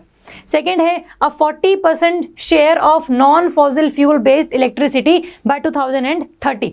हमने पहले भी बात करी है कि इंडिया में जो इलेक्ट्रिसिटी प्रोडक्शन है that is mainly from the coal, तो कोयले से हम लोग ज़्यादा इलेक्ट्रिसिटी बनाते हैं, that is 67% of India's electricity production. तो ये क्या है, coal is basically fossil fuel. अगर हम इसको यूज़ करके इलेक्ट्रिसिटी बनाते हैं तो अल्टीमेटली एटमॉस्फेयर में पोल्यूशन होता है, और इस पोल्यूशन की वजह से क्या है, क्लाइमेट चेंज होता है, ग्लोबल वार्मिंग होती है। इसका मतलब अगर मुझे इलेक्ट्रिसिटी की प्रोडक्शन करनी है, पोल्यूशन को रोकना है, तो मुझे इस फॉसिल फ्यूल वाली मेथड से कहाँ जाना पड़ेगा, we have to try from the renewable method, renewable source of energy production, जिसमें आपका सोलर आ जाएगा, विंड आ जाएगा, बायोमास एनर्जी आ जाएगी, टाइडल एनर्जी आ जाएगी, जियोथर्मल एनर्जी आ जाएगी, हाइड्रो पावर आ जाएगी। तो ये सारी जो चीज़ें हैं these are the basically renewable sources of energy. तो इंडिया का एक और INDC है कि इंडिया 2030 तक इंडिया में अगर 100 यूनिट इलेक्ट्रिसिटी प्रोड्यूस हो रही है तो उसमें से जो 40 होगी वो कम से कम किससे होगी, from the renewable sources of energy से होगी। बाकी जो 60 होगी that may be from the coal और any other fossil fuel based energy, लेकिन कम से कम 40 तो मैं 2030 तक अचीव कर ही लूँगा। तो इंडिया का सेकेंड INDC है। अगर हम थर्ड INDC की बात करें, creating a carbon sink of 2.5 to 3 billion tons of CO2 through afforestation and through afforestation programmes. इसका मतलब हमें पता है कि जो ट्रीज हैं, जो प्लांट्स हैं, they absorb the carbon dioxide. तो जितना ज़्यादा ट्रीज होंगे उतना ज़्यादा एब्जॉर्प्शन होगी कार्बन डाइऑक्साइड की, उतना ज़्यादा एटमॉस्फेयर में कम कार्बन डाइऑक्साइड होगी। इसका मतलब कम ग्लोबल वार्मिंग होगी। इसका मतलब अगर हम ज़्यादा पेड़ लगा दें तो अल्टीमेटली CO2 की जो मात्रा एटमॉस्फेयर में वो कम हो जाएगी। इसका मतलब हमें क्या करना है, हमें एफॉरेस्टेशन करनी है कि हम कम से कम इतने पेड़ लगा दें 2030 तक कि वो कम से कम 2.5 to 3 billion tons of CO2 को एब्जॉर्ब करने के लायक हों वो। ठीक है, तो आपको ये 3 चीज़ें ध्यान रखनी है। 3 इंडिया के INDC, 33 to 35% का reduction in the emission intensity of its GDP, level 2005 है, और जो target year that is 2030। 40% share होना चाहिए इलेक्ट्रिसिटी प्रोडक्शन में of the renewable sources of energy, और इंडिया में एफॉरेस्टेशन करनी है, पेड़ लगाने हैं, जिससे कि 2.5 to 3 billion tons of CO2 को वो लोग एब्जॉर्ब कर सके। तो these are the 3 INDC of India. और इन्हीं INDC को अचीव करने के लिए कितनी स्पीड बढ़ानी चाहिए, क्या स्पीड हमारी कम है, ये सबको देखने के लिए ministry of environment, forest and climate change ने एक पैनल की कॉन्स्टिट्यूशन करी थी, जो न्यूज़ में रहा था दिसंबर में। इसके रिगार्डिंग हमें इससे सब कुछ पढ़ना पड़ा। ठीक बात है, रहेगा याद। और अगर हम पेरिस अग्रीमेंट को एज अ होल माने कि what do you mean by Paris agreement, तो there is an objective of Paris agreement. Paris agreement में सभी कंट्रीज ने ये बोला कि भाई जितना भी प्री इंडस्ट्रियल लेवल में टेम्परेचर था पूरी अर्थ का, average temperature of the earth, pre industrial level मतलब जब इंडस्ट्रीज बहुत ज़्यादा नहीं बनी थी। अगर हम देखें तो 1700 के बाद, 1750s के बाद there was industrial revolution in the whole world, है ना। तो उसके बाद काफ़ी इंडस्ट्रीज लगाई गई। इंडस्ट्रीज ज़्यादा होंगी तो ज़्यादा पोल्यूशन वो कॉज करेंगी। तो इंडस्ट्रियल लेवल से पहले का जो टाइम था, प्री इंडस्ट्रियल लेवल में, अगर पूरी अर्थ का average temperature was 15 degree Celsius, the average temperature of the अर्थ, सर्दी गर्मी सब कुछ मिला के एवरेज निकाल लिया हम लोगों ने कि average temperature of the whole earth was 15 degree Celsius pre industrial level पर। तो हमें अभी क्या काम करना है, हमें ये काम करना है कि इस 15 डिग्री सेल्सियस को हम लोग 17 डिग्री सेल्सियस से ज़्यादा ना होने दें। मतलब हम लोग 2 डिग्री सेल्सियस तक ही टेम्परेचर इंक्रीज को रख पाएँ। और हमें काम किसके लिए करना है, हमें काम करना है कि कम से कम ये 16.5 तक ही रह जाए। मतलब जब हम लोग टारगेट 2 का रखें, जब हम टारगेट 1.5 डिग्री का रखेंगे तब जाके हम लोग 2 डिग्री का अचीव कर पाएंगे। मतलब अगर 15 डिग्री सेल्सियस था पहले इंडस्ट्रियल लेवल में, तो अभी 16.5 तक ही रखना है, क्योंकि इंडस्ट्रीज बढ़ेंगी, ग्रीन हाउस गैसेज एमिट होंगी, क्लाइमेट चेंज होगा, ग्लोबल वार्मिंग होगा, लेकिन इंडस्ट्रीज को रोक तो नहीं सकते। लेकिन इंडस्ट्री चलेंगी भी, लेकिन कम से कम जो टेम्परेचर है that can not be increase by 2 degree Celsius from the pre industrial levels. ठीक बात है। तो पूरा पेरिस एग्रीमेंट का यही क्रक्स है कि सभी कंट्रीज ने मिलकर ये बोला कि हम लोग जो प्री इंडस्ट्रियल लेवल का अर्थ का एवरेज टेम्परेचर था उसको 2 डिग्री सेल्सियस से ज़्यादा बढ़ने नहीं देंगे, और हमारा जो फोकस होगा that focus should be to increase the temperature of average temperature of the earth by 1.5 degree Celsius ही। तो जब 1.5 का काम करेंगे तभी हम 2 तक पहुंच पाएंगे, इसलिए थोड़ा सा काम हमने 1.5 के लिए ही करना है। ठीक है। पेरिस एग्रीमेंट क्या है? पेरिस एग्रीमेंट से पहले क्या था? क्योटो प्रोटोकॉल था। कब वो साइन हुआ था, कब वो इम्प्लीमेंट हुआ था, कितने उसके फेजेस थे, क्या सिमिलैरिटी है क्योटो और पेरिस में, पेरिस और क्योटो में क्या डिफरेंस है ना। तो और पेरिस एग्रीमेंट में क्या INDCs हैं इंडिया के, हर एक कंट्री के अलग अलग हो सकते हैं। इंडिया के 3 आपने रट्टे मार लेने, बिल्कुल इंपॉर्टेंट है तीनों के तीनों। ये पेपर में क्वेश्चन आ सकता है कि कंसिडर दी फॉलोइंग INDCs, और इसमें से इंडिया के कौन से हैं, है ना। तो आपको पता होना चाहिए उसके रिगार्डिंग, तो ये पता होना चाहिए, और जितना भी मैंने करवाया है यहाँ पर कम से कम उतना तो आपको पता ही होना चाहिए। ठीक बात है। चलो नेक्स्ट करेंगे हम लोग प्रपोज्ड 4 धाम हाईवे। 4 धाम हाईवे, पहली बात तो वो कौन से 4 धाम जिसको कनेक्ट किया जाएगा थ्रू द हाईवे डेवलपमेंट। तो वो 4 धाम कौन से हैं? They are Kedarnath Dham, Gangotri, Yamunotri and Badrinath Dham. आपको ये 4 याद रखने हैं, बद्रीनाथ, केदारनाथ, यमुनोत्री, गंगोत्री। यमुनोत्री जहाँ से यमुना रिवर निकलती है, गंगोत्री जहाँ से आपकी गंगा भागीरथी रिवर निकलती है। तो इन 4 धाम को कनेक्ट करना through the highway, that is the project of the 4 dham यात्रा प्रोजेक्ट। ये न्यूज़ में इसलिए था क्योंकि इन्वायरमेंटलिस्ट जो भी इस प्रोजेक्ट को देख रहे हैं उन्होंने ये बोला है कि सुप्रीम कोर्ट के अनुसार जितनी उस हाईवे की विड्थ होनी चाहिए, जो कॉन्ट्रैक्टर्स है ना उस विड्थ से ज़्यादा ही बना रहे हैं। तो जब वो विड्थ ज़्यादा कर देंगे अल्टीमेटली, तो ज़्यादा इकोसिस्टम की डिस्ट्रक्शन वो करेंगे, ज़्यादा पहाड़ के गिरने का खतरा बढ़ जाएगा, तो ज़्यादा लोगों को डिजास्टर फेस करनी पड़ सकती है। तो ये इन्वायरमेंटलिस्ट का कहना है। तो हमें इसके रिगार्डिंग पता होना चाहिए कि भाई 4 धाम यात्रा क्या है, कौन से 4 धाम को ये कनेक्ट करती है, और साथ में कितनी लेंथ है इसकी हाईवे की, that is 889 kilometre of length. ठीक है। तो इसकी लेंथ इंपॉर्टेंट है क्योंकि पेपर में क्वेश्चन ये आए हुए हैं रिसेंटली जो कंडक्ट हुए हैं अभी, तो आपको इसकी लेंथ कम से कम पता होनी चाहिए। 889 किलोमीटर है, 4 धाम को कनेक्ट करना है। और साथ में एक और चीज़ है, जो कैलाश मानसरोवर की यात्रा होती है उसके रिगार्डिंग में बीच में जो हाईवे पड़ता है उसको भी 4 धाम यात्रा प्रोजेक्ट के अंडर ही ये लोग डेवलप करने की बात कर रहे हैं। बात क्या कर ही रहे हैं, अब तो स्टार्ट ही हो चुका है प्रोजेक्ट बनना। ठीक है। तो आपको ये थोड़ा सा पता होना चाहिए। These are the Yamunotri, Gangotri, Badrinath and Kedarnath. ये जो 4 डॉट्स हैं दीज आर बेसिकली 4 धाम, और इनको बेसिकली आपको हाईवे से कनेक्ट करना है। This is the proper root. ठीक है। ताकि लोगों की जो तीर्थ यात्रा है उसको थोड़ा सा आप फिजिबल बना पाओ, क्योंकि काफ़ी ज़्यादा जो हम कह लो कि जो बुजुर्ग हैं वो they mostly go to the 4 dham yatra, है ना। और भी जाते हैं, मैं ये नहीं कह रही कि जवान आदमी नहीं जाते, लेकिन मेनली जो है काफ़ी फैसिलिटीज़ उनके रिगार्डिंग हमें और अच्छी करनी पड़ती हैं जो ओल्डर सिटीजन्स होते हैं, तो उनको किसी भी तरीके की दिक्कत ना आए, रोड्स वगैरह की तो खास करके दिक्कत ना आए। तो उस वजह से टूरिज्म प्रमोट होगा उत्तराखंड वाले एरिया में।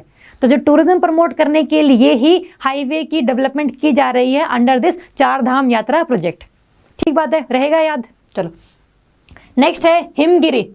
हिमगिरी और नीलगिरी आपको ध्यान रखना है। इसको पढ़ने से पहले आपको पता होना चाहिए there is a project 17A।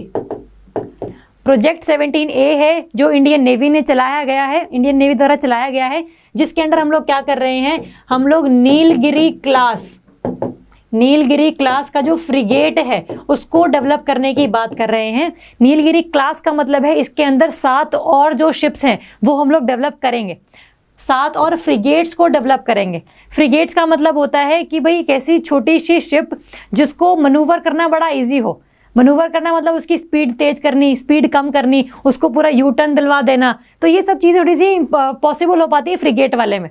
Frigate से एक ऊपर का लेवल होता है क्रूज। इंडिया में क्रूजर्स भी हैं, डिस्ट्रॉयर्स भी हैं, है ना। तो ये बेसिकली थोड़े से बड़ी बड़ी शिप्स होती हैं। फ्रिगेट से नीचे का एक कैटेगरी होती है विच इज कॉल्ड कॉर्वेट। जो कॉर्वेट है ये भी शिप्स होती हैं, बट ये थोड़ी सी फ्रिगेट से छोटी होती हैं। और फ्रिगेट से बड़ी वाली मैंने क्या बताया, डिस्ट्रॉयर्स, है ना। तो ये डिस्ट्रॉयर और क्रूज के बीच की छोटी सी शिप है जिसकी मनूवरेबिलिटी, जिसका घुमाना फिराना थोड़ा सा इजी है, जिसकी स्पीड बहुत ज़्यादा होती है। तो ऐसे जो फ्रिगेट्स हैं INS नीलगिरी क्लास के हमें किस में डेवलप करने हैं, अंडर दी 17A। ठीक है, प्रोजेक्ट 17A। इस 17A में हमें क्या करना है, हमें 7 शिप्स बनानी है। 7 शिप्स बनानी है जिनके जो नाम है, the names are INS Nilgiri, INS Himgiri, INS Udaygiri, Dunagiri, Taragiri, Vindhyagiri और महेंद्रगिरी। कोई इंपॉर्टेंट नहीं, सिर्फ दो इंपॉर्टेंट है, नीलगिरी और हिमगिरी इंपॉर्टेंट है, क्योंकि अभी तक सिर्फ यही लॉन्च हो पाई हैं बाय द इंडियन नेवी। जैसे जैसे कोई भी और INS, कोई भी फ्रिगेट, ये प्रोजेक्ट 17A वाला जैसे जैसे लॉन्च होता जाएगा वैसे वैसे आपने इसको इसमें ऐड करते जाना है। अभी सिर्फ आपको ध्यान रखना है INS नीलगिरी लॉन्च की गई थी एट दी 28 सितंबर 2019 में, और INS हिमगिरी जो है वो रिसेंटली अभी दिसंबर 2020 में रिलीज की गई है, लॉन्च की गई है। जैसे जैसे और चीज़ें आती जाएंगी वैसे वैसे इनके रिगार्डिंग भी हम लोग करंट अफेयर में ऐड करते चले जाएंगे। ठीक है, तो प्रोजेक्ट 17A क्या है, इसके अंदर हम लोगों को 7 शिप्स बनानी है, 7 फ्रिगेट्स बनाने हैं, जिसमें जो टेक्नोलॉजी होगी शिप में दैट वुड बी इंडिजिनस, मतलब हमारी खुद की बनाई हुई टेक्नोलॉजी होगी, किसी से हम लोगों ने इंपोर्ट नहीं किया हुआ। और प्रोजेक्ट 17A में बना कौन रहा है, it is made by the GRSE, garden reach ship builder and engineers. आपको सिंपल ध्यान रखना है कि garden reach ship builder engineers ने 3 बनानी है ना, हमने बात की ना 7 बनानी है टोटल, तो 7 में से जो 3 है that will be developed by the GRSE, और जो 4 है they will be developed by the Mazagaon ship building development limited, MDL। इसका नाम लिखा होगा यहीं कहीं, है ना, ये यहाँ पर लिखा हुआ है मजागांव डॉक शिप बिल्डर लिमिटेड। जो 4 है वो MDL बनाएगा, जो 3 है वो GRSE बनाएगा, जो INS नीलगिरी थी जो सबसे पहली है that is developed by the MDL, जिसको 2019 में लॉन्च कर दिया गया है, और जो अभी INS हिमगिरी आई है that is developed by the GRSE, जो उसने 3 बनानी थी उसमें से ये पहली है। ठीक है, तो आपको इतना ध्यान रखना, INS Nilgiri from the MDL, INS Himgiri by the GRSE, दोनों ही चीज़ें क्या है, these are the basically frigates. और ऐसे फ्रिगेट्स, कैसे फ्रिगेट्स हैं ये, जिनमें जो स्टेल्थ टेक्नोलॉजी है वो इंडिजिनस है और बहुत ही सुपीरियर काइंड की है। स्टेल्थ टेक्नोलॉजी का मतलब होता है कि कोई और कंट्री की नेवी इन शिप्स को डिटेक्ट ना कर पाए, मतलब रडार जो ऊपर घूम रहे होते हैं देखने के लिए कि भाई कौन सी शिप उनके वाटर्स में एंटर कर रही है, उसमें भी थोड़ी सी छुप कर निकल जाए, रडार इनको कैच ना कर पाए। तो these are kind of stealth kind of technology, कि भाई इनको बहुत जल्दी डिटेक्ट नहीं कर पा रहे हैं, और जिन काम के लिए इनको भेजा गया है वो अल्टीमेटली वो काम ये करके ही आती हैं। ठीक है, तो आपको ये चीज़ थोड़ी सी ध्यान रखनी है, किसने क्या डेवलप किया है, कब कौन सी लॉन्च की गई है, और ये न्यूज़ में क्यों था, ये सब आपको हल्का सा आइडिया होना चाहिए। ठीक है, चलो नेक्स्ट है मीटेरोलॉजिकल सेंटर एट ले। इंडिया का सबसे ज़्यादा ऊंचाई पर स्थित मीटेरोलॉजिकल सेंटर बनाया गया है एट द ले, जिसकी हाइट कितनी है, the height is 3500 metre, around 3.5 kilometre. देखो नाम से ही क्लियर है, मीटेरोलॉजिकल सेंटर, इसका मतलब एक ऐसा सेंटर जो लेह के अराउंड जो भी एरिया है उसमें मौसम कैसा रहेगा, बारिश होगी, स्नोफॉल होगी, या फिर एवलांच आने वाला है, लैंडस्लाइड होने वाला है, ये सब जो चीज़ें हैं ये यहाँ पर देखेगा। ठीक है, तो मीटेरोलॉजिकल सेंटर लेह में बनाया गया है, जिसकी जो हाइट है that is 3500 metre, and it is the highest meteorological centre in the India.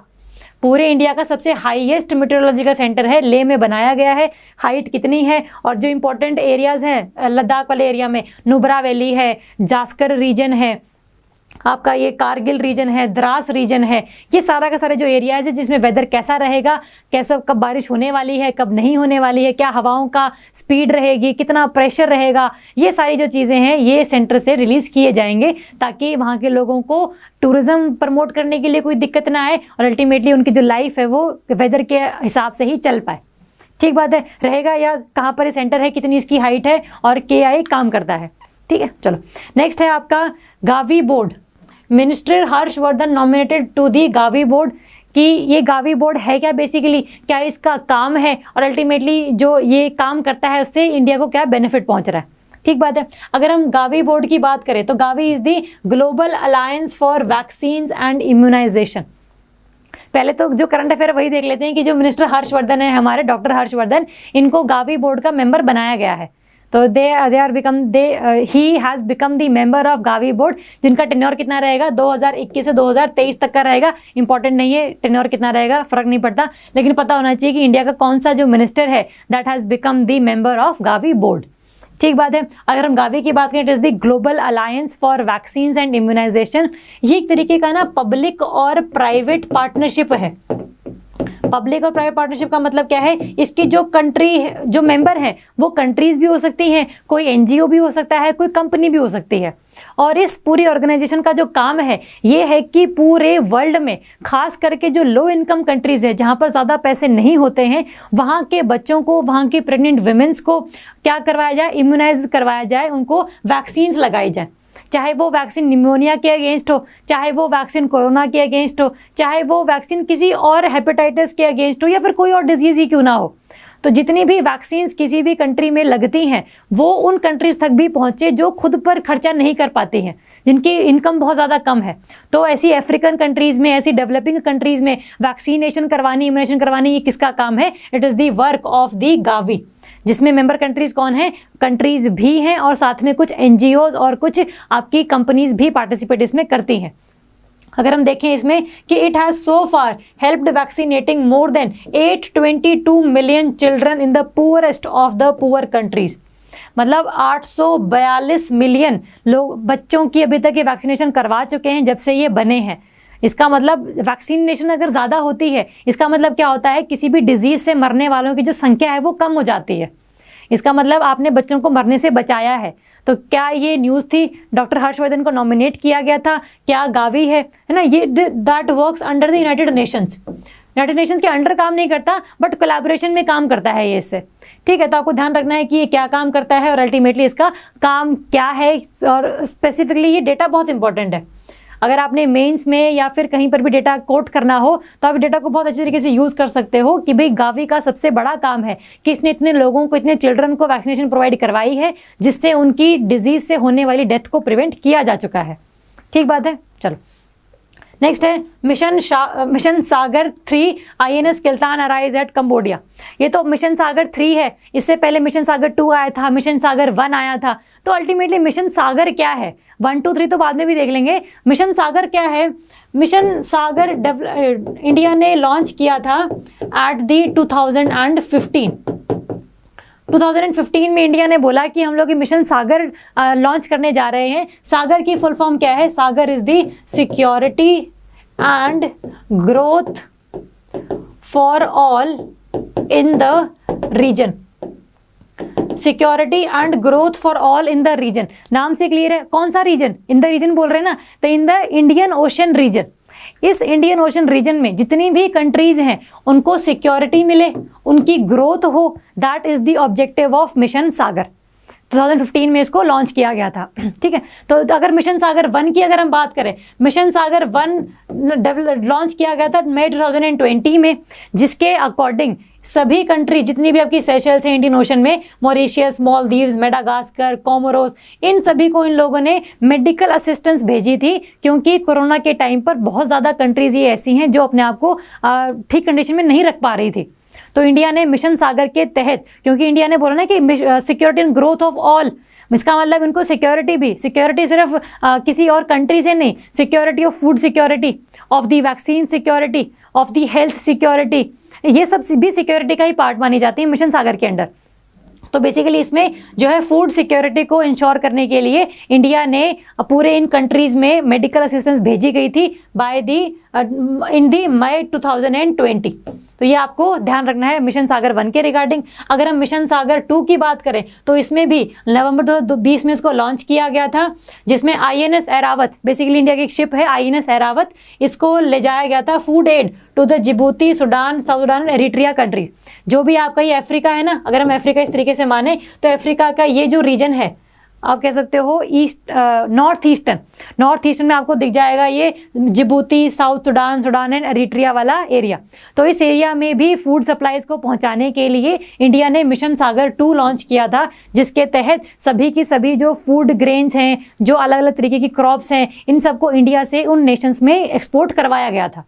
ठीक है, अगर मिशन सागर 3 की बात करें तो ये इंपॉर्टेंट है, क्योंकि रिसेंटली अभी INS किल्तान, ये भी इंडिया की एक शिप है बेसिकली, जिसके अंदर इसको कंबोडिया भेजा गया है जिसमें क्या हुआ है सारा का सारा, कंबोडिया में बेसिकली फ्लड आई थी काफ़ी ज़्यादा बड़ी मात्रा में।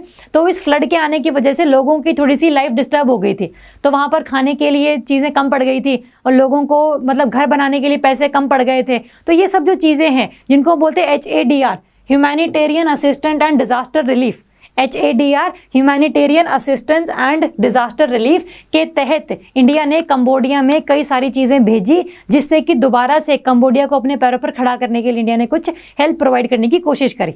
ठीक बात है। तो मिशन सागर, नॉर्मल सागर मिशन क्या है, 2015 में लॉन्च किया गया था। इसकी फुल फॉर्म ध्यान रखनी है, और ध्यान रखना है इंडियन ओशन रीजन में जो भी कंट्रीज प्रेजेंट हैं उनकी सिक्योरिटी और उनकी ग्रोथ तभी पॉसिबल है जब वो इकट्ठे रह के काम करेंगे। जहाँ अगर ये अलग अलग रह के काम करेंगे, आपस में लड़ते रहेंगे, तो अल्टीमेटली कोई और फोर्स, चाहे चाइना हो चाहे वो USA हो, इस रीजन में आकर उनको काबू में करने की कोशिश कर सकते हैं। इसलिए सभी कंट्रीज को इकट्ठे रहना है ताकि security and growth for all in the region को इंश्योर किया जा सके। न्यूज़ में क्यों था, मिशन सागर 1 क्या है, मिशन सागर 2 क्या है, मिशन सागर 3 क्या है। अगर पेपर में statement match of the following में भी आए कि मिशन सागर 1 में कहाँ शिप भेजी गई थी, मिशन सागर 2 में कहाँ शिप भेजी गई थी, मिशन सागर 3 में कहाँ शिप भेजी गई थी, तो आपको पता होना चाहिए मिशन सागर 3 जो भी रिसेंटली लॉन्च किया गया था दिसंबर में, वहाँ पर कंबोडिया भेजी गई थी। मिशन सागर 2 में अफ्रीका वाली कंट्रीज़ में भेजी गई थी, और मिशन सागर 1 में आपकी इंडियन ओशन रीजन में जो आइलैंड्स हैं, मेडागास्कर है, सेशल्स है, मॉरिशस है, वहाँ पर इसको भेजा गया था to have some food and medical assistance. ठीक बात है, रहेगा याद। इस तरीके से आपको इसको कवर करना है। ठीक है, चलो नेक्स्ट है आपका 5I नेटवर्क। 5I नेटवर्क, ये 5 आईज कौन कौन सी हैं और ये न्यूज़ में क्यों रहा है। ये 5 आईज हैं आपकी ऑस्ट्रेलिया, न्यूजीलैंड, नीचे वाले एरिया में ऑस्ट्रेलिया, न्यूजीलैंड, और अगर अमेरिका की स्टेट बात करें तो USA, कनाडा एंड ब्रिटेन। ये 5 कंट्रीज हैं। नीचे वाली साइड में ऑस्ट्रेलिया, न्यूजीलैंड, और नॉर्थ अमेरिका में कनाडा, USA और यूरोप में ब्रिटेन, यूनाइटेड किंगडम। तो ये 5 कंट्रीज हैं। These are known as the 5I network. ठीक, अभी न्यूज़ में इसलिए था क्योंकि जापान को भी इन लोगों ने इस 5I नेटवर्क में कोलैबोरेट करने के लिए इनवाइट किया है, एंड जापान बनने वाला है 6th I of the 5I network. और इसका बेसिकली काम क्या था, काम इसका ये है टू इंक्रीज, जो भी चाइना और नॉर्थ कोरिया से इन सभी कंट्रीज़ को थ्रेट हैं कि भाई चाइना अपनी इकोनॉमिक पावर को यूज़ करके बाकी कंट्रीज़ को अपने कब्जे में ले रहा है। जो जितने भी साउथ चाइना सी की बात कर लो, ईस्ट चाइना सी की बात कर लो, वहाँ पर अपना ये हेजेमनी क्रिएट करने की कोशिश कर रहा है। हमने पिछली क्लासेस में किया है, साउथ चाइना सी वाला भी टॉपिक किया है और ईस्ट चाइना सी वाला भी टॉपिक किया है। ठीक है, तो उसको मैं दोबारा नहीं बता रही हूँ, आपको वहाँ से रिवाइज करना पड़ेगा। तो जितना भी चाइना के द्वारा थ्रेट है इन्हीं कंट्रीज़ को, नॉर्थ कोरिया को सबको पता है कि कभी ना कभी ये लोग मिसाइल लॉन्च कर देते हैं और ये बोलते हैं कि हम लोग ये मिसाइल USA पे लॉन्च कर देंगे, ये मिसाइल हम लोग रशिया पे लॉन्च कर देंगे, हम लोग ये मिसाइल वहाँ लॉन्च कर देंगे, हमारे पास हाइड्रोजन बॉम्ब है। तो ये सब इनकी चीज़ें चलती रहती हैं। तो चाइना और नॉर्थ कोरिया से जो भी थ्रेट है इन कंट्रीज़ को, ये सब कंट्रीज़ आपस में मिलकर इसको सॉल्व कर पाएँ, इन्होंने इसीलिए 5I नेटवर्क बनाया है, specifically to prevent the threats from the China and North Korea. अपने ध्यान रखना है। और ये न्यूज़ में क्यों है, because Japan is recently has become the 6th member of the 5I network. Next topic है हमारा international day of epidemic preparedness December 27। इसका मतलब पहली बार यूनाइटेड नेशंस ने मनाया है कौन सा दिन, international day of epidemic preparedness. Epidemic का मतलब क्या होता है, सिंपल, जब कोई डिजीज़ बहुत ज़्यादा मात्रा में फैल जाती है तो जिससे लोगों की हेल्थ पर बहुत ज़्यादा इम्पैक्ट पड़ना शुरू हो जाता है, then we say that disease has become the epidemic. तो उस चीज़ के प्रति हमें प्रिपेयर रहना है और प्रिपेयरनेस दिखानी है, तो that is a kind of day celebrate करते हैं हम लोग। ये पहली बार हुआ है ऐसा, और इसका अपने डे ध्यान रखना है। The day is 27 of December. ठीक है, और it was the first international day of epidemic preparedness. It was celebrated by the United Nations. तो ये पहली बार हुआ है। इसके जो अगला मनाया जाएगा that would be the second international day of the epidemic preparedness. तो आपको इसके बारे में थोड़ा सा ध्यान रखना है, क्योंकि कोरोना का साल है ना, तो काफ़ी ज़्यादा चीज़ें कोरोना के रिलेटेड कर रही हैं। यूनाइटेड नेशंस कर रहा है, कोई और कंट्री कर रही है, कोई और कम्युनिटी कर रही है। तो जो भी चीज़ें कोरोना के रिगार्डिंग हम पढ़ते हैं वो पेपर में आने के चांसेस थोड़े से बढ़ जाते हैं। थोड़ा सा हर चीज़ को थोड़ा सा हमें देख के चलना पड़ेगा। चलो नेक्स्ट है हमारा नेशनल कॉमन मोबिलिटी कार्ड। देखो नाम से क्लियर है, it is the national card, मतलब पूरी इंडिया में चलेगा। कॉमन मोबिलिटी कार्ड मतलब आप कहीं से भी ट्रैवल करो, आप मेट्रो से ट्रैवल करो, आप रोड से ट्रैवल करो, आप बसेस से ट्रैवल करो, रोड पे ट्रैवल करते हैं टोल प्लाजा पर टोल टैक्स पे करो, रेलवे में जाओ, रेलवे में आप टिकट बुकिंग और टिकट कटवाओ। ये सब जो चीज़ें हैं सारी की सारी, जो कॉमन मोबिलिटी एक कार्ड लॉन्च किया गया है बाय द सेंट्रल गवर्नमेंट। तो that is the one nation one card initiative के अंदर इन्होंने एक लॉन्च किया है नेशनल कॉमन मोबिलिटी कार्ड, जिसको आप कहीं पर भी यूज़ कर सकते हैं। मेट्रो में यूज़ कर सकते हैं, आप इसको टोल प्लाजा पर टोल टैक्स पे करने के लिए यूज़ कर सकते हैं, आप इसको बस में टिकट कटवाने के लिए यूज़ कर सकते हैं, और जो पूरी की पूरी चीज़ें आप करना चाहते हैं ट्रैवलिंग के रिगार्डिंग, उसके लिए जो पेमेंट होगी that can be done by this common mobility card. और ये कार्ड सिर्फ ऐसा नहीं कि सिंपली ट्रैवल के लिए काम आ रहा है, ये जो ऐसा कार्ड है that is a kind of रुपए कार्ड। रुपए कार्ड जो है ये आपका रिटेल पे भी काम आता है। आप अगर कोई चीज़ लेने के लिए गए हैं दुकान पर, तो आपने अगर पेमेंट करनी है तो you can do that payment by the रुपए कार्ड। आपने पैसे निकलवाने हैं ना अपने अकाउंट से, तो भी आप रुपए कार्ड के थ्रू कर सकते हो। तो that is a kind of debit card and common card.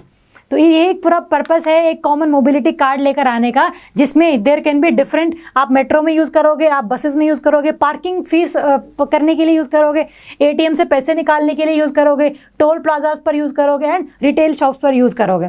तो एक कार्ड है लेकिन उसके फंक्शंस कई सारे हैं, इसकी वजह से हमने इसको बोला है कि national common mobility card, that is under the initiative one nation one card initiative. ठीक है, तो अभी रिसेंटली इसको कुछ जगहों पर लॉन्च किया गया है, अभी पूरे इंडिया में इसको पैन इंडिया लॉन्च नहीं किया गया है। धीरे धीरे जैसे चीज़ें बढ़ती चली जाएंगी वैसे वैसे इसको भी हम लोग इम्प्लीमेंट करते चले जाएंगे। लेकिन इसके पीछे का बेसिक कंसेप्ट क्या है कि भाई क्या ये कार्ड है, किसने लॉन्च किया है, कौन सी मिनिस्ट्री के अंडर आता है, क्या ये इसका काम है। अगर मिनिस्ट्री की बात करें तो ministry of housing and urban affairs. तो ये मिनिस्ट्री ध्यान में रखनी है आपने, इंपॉर्टेंट है, क्योंकि that ministry is kind of responsible for the mobility of persons in India. तो ministry of housing and urban affairs ministry है। क्या ये कार्ड है, क्या ये इसके ऑब्जेक्टिव्स हैं और क्या क्या ये काम कर सकता है, ये हम लोगों को इसके बारे में पता होना चाहिए। ठीक बात है, चलो नेक्स्ट है Pneumosil, India's first pneumonia vaccine. India की सबसे पहली खुद से बनाई जाने वाली एक निमोनिया की वैक्सीन निकाली है, जिसका नाम क्या है, न्यूमोसिल। किसने बनाई है? It is made by the serum institute of India. Important है कि किसने बनाई है, सीरम इंस्टीट्यूट ऑफ इंडिया। तो जितने भी आपके न्यूमोकोकल बैक्टीरिया है, देखो there is a kind of bacteria which is pneumococcal bacteria. Pneumococcal bacteria, इस बैक्टीरिया की वजह से जो भी डिजीजेज होती हैं, चाहे वो निमोनिया हो, चाहे वो ईयर इन्फेक्शन हो, चाहे वो लंग इन्फेक्शन हो, या फिर और कोई भी इन्फेक्शन जो ये बैक्टीरिया कॉज करता है, इससे बचने के लिए आपको बचपन में ही वैक्सीन्स लगा दी जाए। That the name of vaccine is the Pneumosil. और ये इंपॉर्टेंट इसलिए है क्योंकि अभी तक हम लोग दूसरी कंट्री से इंपोर्ट की जाने वाले वैक्सीन को लगाते थे, लेकिन न्यूमोसिल पहली ऐसी है जिसको इंडिया ने खुद बनाया है, खुद डेवलप किया है, जिसको किसने डेवलप किया है, that is serum institute of India. तो आपको सिंपल पता होना चाहिए इसका नाम क्या है, कौन से बैक्टीरिया के अगेंस्ट है, न्यूमोकोकल बैक्टीरिया। और न्यूमोकोकल स्ट्रेप्टोकोकस भी अगर आ जाए तो वो भी सेम ही चीज़ है। न्यूमोकोकल स्ट्रेप्टोकोकस बैक्टीरिया जो है, इसके खिलाफ जो भी इन्फेक्शंस हो सकते हैं आगे आने वाली लाइफ में, उसके लिए पहले से ही वैक्सीनेशन प्रोवाइड कर देना, ताकि ये बैक्टीरिया अगर बॉडी में भी जाए तो अल्टीमेटली आपको कोई डिजीज कॉज ना कर पाए। ठीक बात है, तो आपको नाम ध्यान रखना है, किसने बनाई है ध्यान रखना है, और इसके पीछे का बेसिक कंसेप्ट क्या है कि भाई वैक्सीन किस तरीके से काम करती है और ये किस बैक्टीरिया के अगेंस्ट हमें वैक्सीनेशन प्रोवाइड कर रही है। तो हमें ये चीज़ थोड़ी सी पता होनी चाहिए इसके रिगार्डिंग। अगर हम वैक्सीन की बात करें तो वैक्सीन में इसको अप्रूवल मिल चुका है। अभी पेपर में स्टेटमेंट आया है कि न्यूमोसिल इसको अप्रूवल नहीं मिला है, तो वो स्टेटमेंट रॉन्ग हो जाएगी। It has approved by the drug controller general of India, DCGI। DCGI जो बेसिकली एक ऑर्गेनाइजेशन है जो सभी ड्रग्स को अप्रूव करती है, रिजेक्ट करती है, उसने इसको अप्रूव कर दिया है। मतलब अब ये चिल्ड्रन में या फिर प्रेग्नेंट लेडीज़ में या लैक्टेटिंग मदर्स में इसको हम लोग वैक्सीनेशन में यूज़ कर सकते हैं। ठीक है, तो आपने ध्यान रखना है कि भाई क्या क्या चीज़ें हैं। नेक्स्ट है इंडिया की पहली ड्राइवरलेस ट्रेन। इंपॉर्टेंट है क्योंकि इंडिया में पहली बार ड्राइवरलेस ट्रेन आई है। कहाँ पर आई है? ऑन दी दिल्ली की जो मेट्रो है उसमें एक मेजेंटा लाइन है। दिल्ली की मेट्रो में डिफरेंट लाइंस होती हैं कि भाई एक रूट से दूसरे रूट में येलो लाइन है, रेड लाइन है, मेजेंटा लाइन है। तो पहली बार दिल्ली मेट्रो की जो मेजेंटा लाइन है उसमें पहली बार इंडिया की ड्राइवरलेस ट्रेन चलेगी मेट्रो की फॉर्म में। अभी तो सारी ड्राइवर की ट्रेन चलती थी, लेकिन अब ड्राइवरलेस ट्रेन चलेगी। तो जितनी भी एक तो ये क्या है, किसने लॉन्च किया है, दिसंबर में इसको लॉन्च किया गया है बाय द प्रधानमंत्री नरेंद्र मोदी। और साथ में कहाँ पर ये चलेगी, दिल्ली मेट्रो की मेजेंटा लाइन पर ये चलेगी। और साथ में इसमें जो टेक्नोलॉजी आपने ध्यान रखनी है that is communication based train control signalling technology. नाम इंपॉर्टेंट नहीं है, लेकिन पेपर में क्वेश्चन आ जाता है कि भाई ड्राइवरलेस ये है, तो जितना भी आपका पैसेंजर की देखभाल है या फिर क्राउड को कंट्रोल करने की बात है, ये सब चीज़ें मैनेज कौन करेगा फिर? तो this will be managed by the communication based train control signalling technology. तो बस टेक्नोलॉजी का नाम ध्यान रख लेना, पेपर में अगर दिख जाए तो आपको पता होगा कि भाई टेक्नोलॉजी किसके रिगार्डिंग है और ये न्यूज़ में क्यों रही थी। ठीक बात है, रहेगा या Delhi metro magenta line, technology का नाम ध्यान रखना है और किसने अभी लॉन्च किया है, कब लॉन्च किया है। इट इज़ लॉन्च्ड इन दिसंबर 2020। ठीक है, चलो नेक्स्ट है किसान रेल। किसान रेल इसलिए इंपॉर्टेंट है क्योंकि अभी 100th जो किसान रेल है वो चलाई गई है। और किसान रेल का मतलब क्या होता है कि भाई जैसे कोई भी आपकी एक्सप्रेस ट्रेन है या फिर कोई आपकी फ्रेट ट्रेन है, मतलब मालगाड़ी अगर है, तो इन दोनों ही ट्रेन्स के कुछ ऐसे कोचेज होते हैं, कुछ ऐसे डब्बे होते हैं जहां पर रेफ्रिजरेटर्स लगे होते हैं। रेफ्रिजरेटर्स अगर लगे होंगे तो जितने भी पेरिशेबल गुड्स होती हैं, जैसे फ्रूट्स है, वेजिटेबल्स है, जिनको अगर आप बिना फ्रिज में रखो तो वो ख़राब हो जाती हैं, तो आपको उनको फ्रिज में रखना ही पड़ेगा अगर आपको प्रिजर्व करना है तो उनको प्रिजर्व करने के लिए एक्सप्रेस ट्रेन्स में, फ्रेट ट्रेन्स में एक नए थोड़े कोचेस लगाए गए हैं जहां पर पेरिशेबल आइटम्स जैसे फ्रूट्स, मीट, फिश, वेजिटेबल्स, इनको हम लोग रख सकें और दूसरी जगहों तक पहुंचा सकें। और ये न्यूज़ में इसलिए था क्योंकि अभी 100वीं जो किसान रेल है इसको अभी लॉन्च किया गया है। और अगर हम इसमें बात करें तो 2020 और 21 का जो बजट था, इसमें इसको लेकर आया गया था कि 2020-21 में बोला गया था कि हम काफ़ी सारे चीज़ें ऐसी, काफ़ी स्टेट्स में ऐसी इंप्रूव करेंगे, ऐसी टेक्नोलॉजी लाएंगे, ऐसी ट्रेन्स चलाएंगे जिससे कि जो पेरिशेबल गुड्स हैं, चाहे वो फ्रूट्स हैं, चाहे वो वेजिटेबल्स हैं, उनको एक जगह से दूसरी जगह पर पहुंचाना थोड़ा सा ईजी हो जाए बिना ख़राब किए। ठीक है, तो 2020-21 में किसान रेल की भी बात करी गई थी और कृषि उड़ान की भी बात करी गई थी। किसान रेल सिंपल रेल के रिगार्डिंग है, उड़ान भी क्या है, सिंपल उड़ान के रिगार्डिंग है। It comes under the ministry of civil aviation. और जैसे किसान रेल में रेलवे को यूज़ करके चीज़ों को ट्रांसपोर्ट किया जा रहा है, खास करके जो पेरिशेबल आइटम्स हैं, वैसे ही कृषि उड़ान में एयरप्लेन्स को यूज़ करके जो पेरिशेबल आइटम्स हैं उनको इंटरनेशनल मार्केट तक पहुंचाया जाएगा। साथ में ऐसे रूट्स जहां पर इंडिया में अगर रेल और बस के थ्रू आप पहुंचाओगे तो बहुत डिले हो जाएगा, तो ऐसे नॉर्थ ईस्ट वाले areas, remote areas, tribal areas, तो वहाँ पर भी पेरिशेबल आइटम्स पहुँचाने के लिए हम लोग कृषि उड़ान स्कीम का यूज़ कर सकते हैं। ये भी 2020 और 21 वाले बजट में ही लॉन्च की गई थी। ठीक बात है, तो आपको ध्यान रखना किसान रेल इंपॉर्टेंट क्यों है, क्योंकि अभी 100वीं किसान रेल चलाई गई है from Maharashtra to west Bengal. उसका लोकेशन ध्यान रखने की जरूरत नहीं कि भाई कहाँ से कहाँ तक चलाई गई है, सिंपल आपको पता होना चाहिए किसान रेल का बेसिक कंसेप्ट क्या है और उसके साथ कृषि उड़ान का क्या कंसेप्ट है, कौन से बजट में ये आई थी और अल्टीमेटली कौन सी कृषि उड़ान किस मिनिस्ट्री के ये अंडर है। ठीक बात है, चलो नेक्स्ट है India's first hot air balloon safari. नाम से क्लियर है, पहली बार इंडिया में हॉट एयर बलून सफारी लेकर आई गई है। सफारी बेसिकली क्या होती है, अगर आप national parks, wild life sanctuaries या बायोस्फीयर रिजर्व्स वगैरह में जाओ तो आपको वो कार में बैठा के वो पूरी की पूरी सैर करवाते हैं, पूरे एनिमल्स दिखाते हैं कि भाई देखो इस पार्क में ये एनिमल है, ये इंपॉर्टेंट है, तो ये सब चीज़ें सफारी में आप लोगों को वो दिखाते हैं। लेकिन अब ये सफारी गाड़ी में नहीं होगी, ये कहाँ होगी, it would be the hot air balloon safari.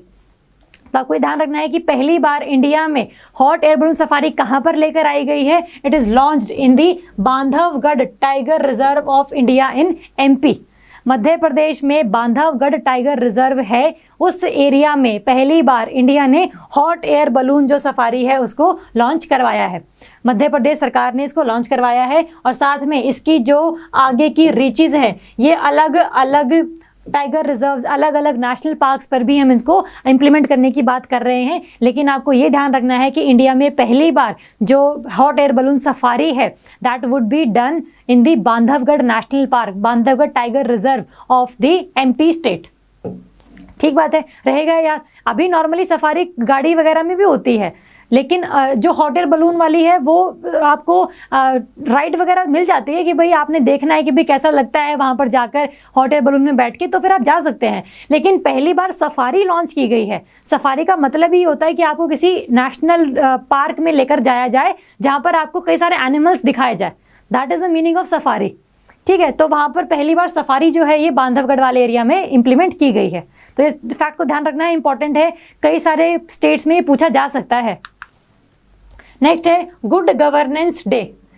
Good governance day कब मनाया जाता है, क्यों मनाया जाता है, ये हमें पता होना चाहिए, क्योंकि अभी रिसेंटली इसको हम लोग मनाना शुरू हुए हैं।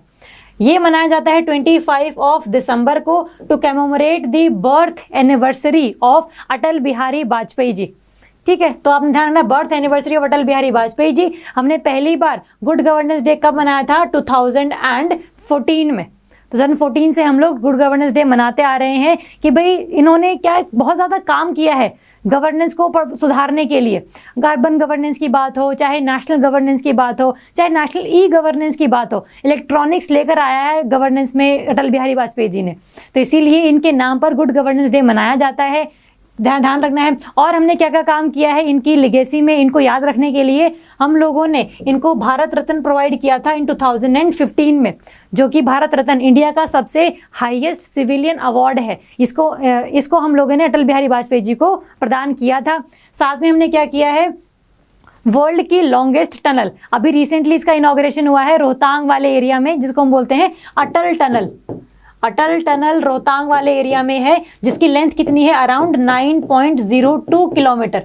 This is considered to be world's longest tunnel. तो इसका नाम हम लोगों ने अटल बिहारी वाजपेयी जी के नाम पे रखा है, तो इनको याद रखने के लिए। और साथ में हमने मांडोवी रिवर है गोवा वाले रीजन में, मांडोवी रिवर पर एक केबल जो ब्रिज है उसको बनाया गया है बाकी चीज़ों को पहुंचाने के लिए जगह दूसरी जगह पर, उसका भी नाम हम लोगों ने क्या रखा है? अटल सेतु हम लोगों ने नाम रखा है। तो अटल सेतु, अटल टनल और भारत रत्न 2015 में, ये आपको ध्यान रखना है, क्योंकि गुड गवर्नेंस डे हर साल मनाया जाएगा, तो हर साल ये न्यूज़ में रहेगा, तो पेपर में क्वेश्चन किसी भी साल इस पर आ सकता है। ठीक बात है, तो आपको 4-5 चीज़ें इसमें ध्यान रखनी है, खास करके डे इंपॉर्टेंट है। It is the 25 December, Christmas के दिन हम लोग इनको मनाते हैं। ठीक है, चलो नेक्स्ट है इंडिया की first lithium refinery.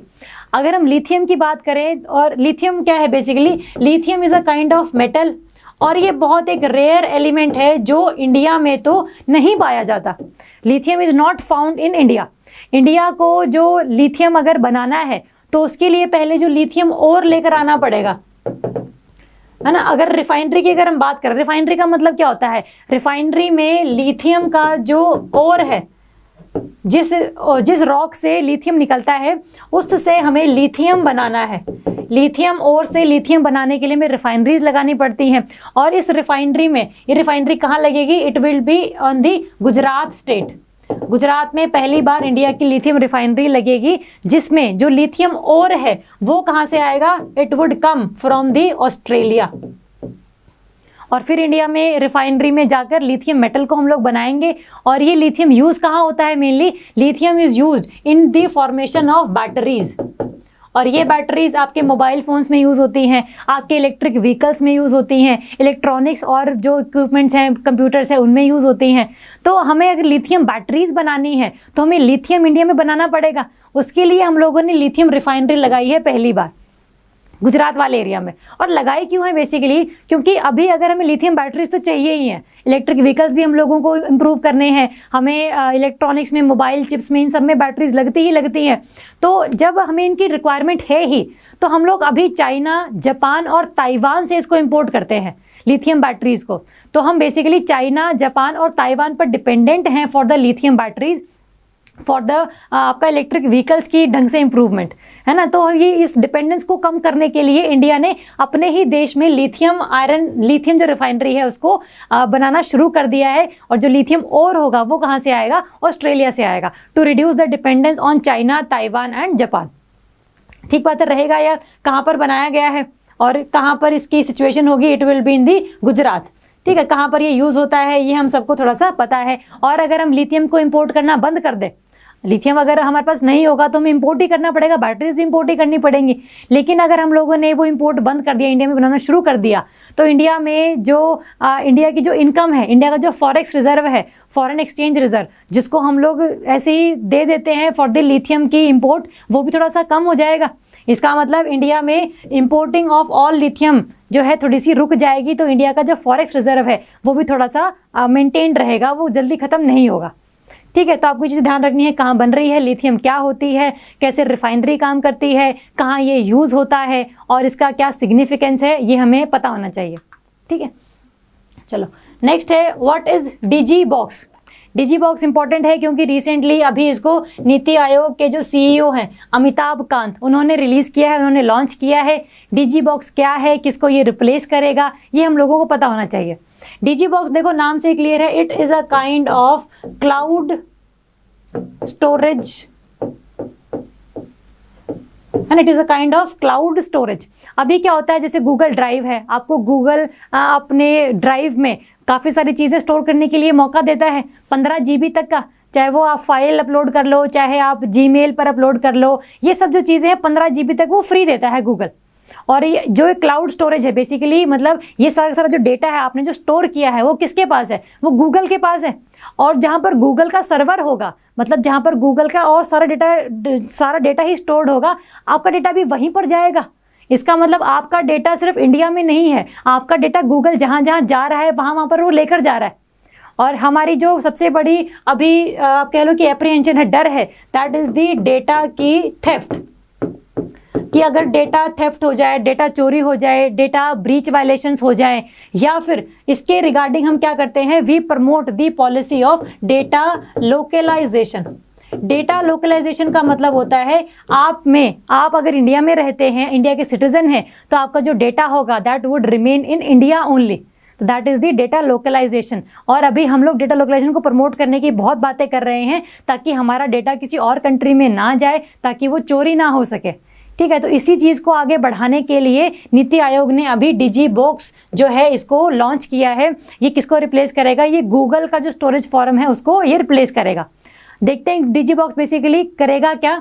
DG box आपको देगा 20 GB का फ्री क्लाउड स्टोरेज, जिसमें आप अपने फ़ोटोज़, अपने फाइल्स, म्यूज़िक, इन सबको स्टोर कर सकते हैं।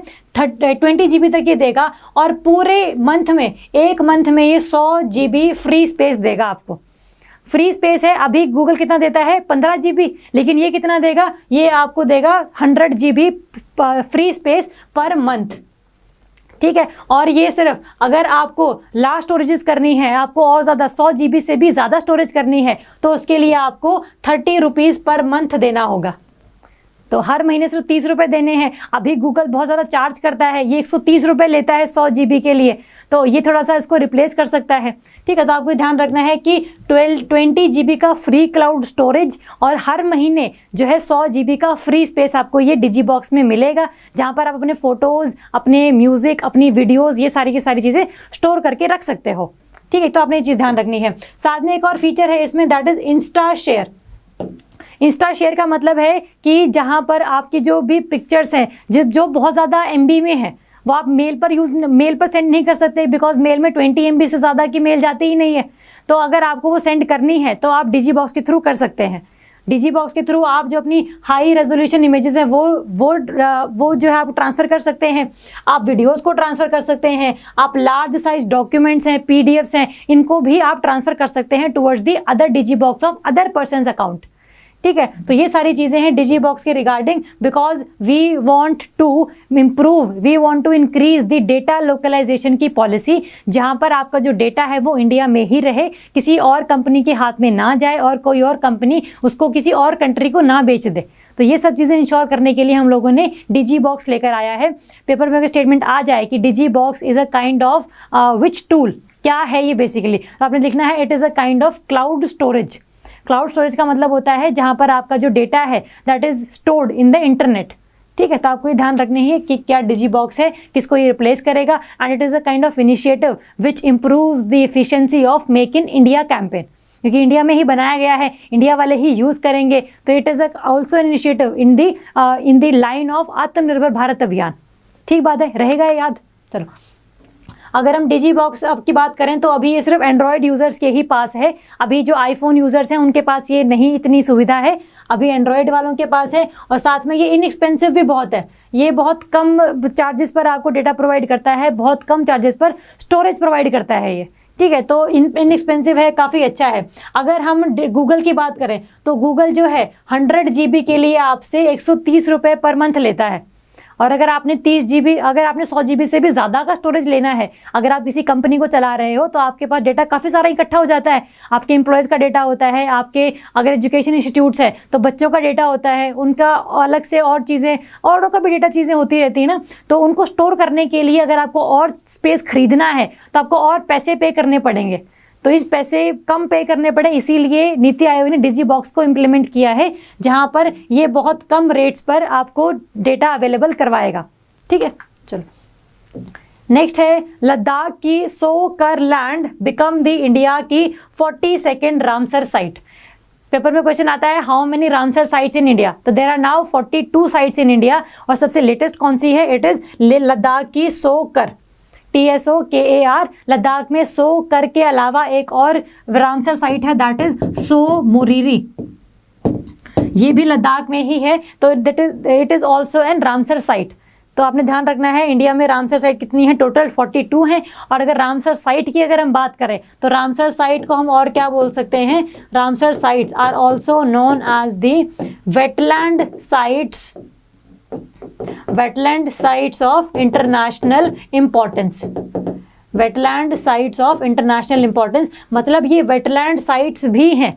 वेटलैंड का मतलब क्या होता है, एक ऐसा एरिया या तो वो पूरे साल पानी के अंदर है या फिर वो आधे साल पानी के अंदर है, या तो it is fully submerged under water for full around of the year and और partially submerged for some time of the year, तो that is a wetland. Wetland example हो सकते हैं आपके लेक, रिवर, राइस की पेडी फील्ड्स, है ना, mangroves, एस्चरीज, ये सारे के सारे जो एग्जाम्पल हैं, these are the examples of Ramsar sites और दी वेटलैंड साइट। तो इंडिया में टोटल 42 हैं, जिसको कंजर्व करना इसको कंजर्व करना इंडिया की आप कह लो कि ड्यूटी है ये, because India is the party to the Ramsar convention, है ना। रामसर कन्वेंशन की अगर हम बात करें तो Ramsar convention was signed in 1971। Ramsar एक जगह का नाम है जो कहाँ पर है, ईरान में है।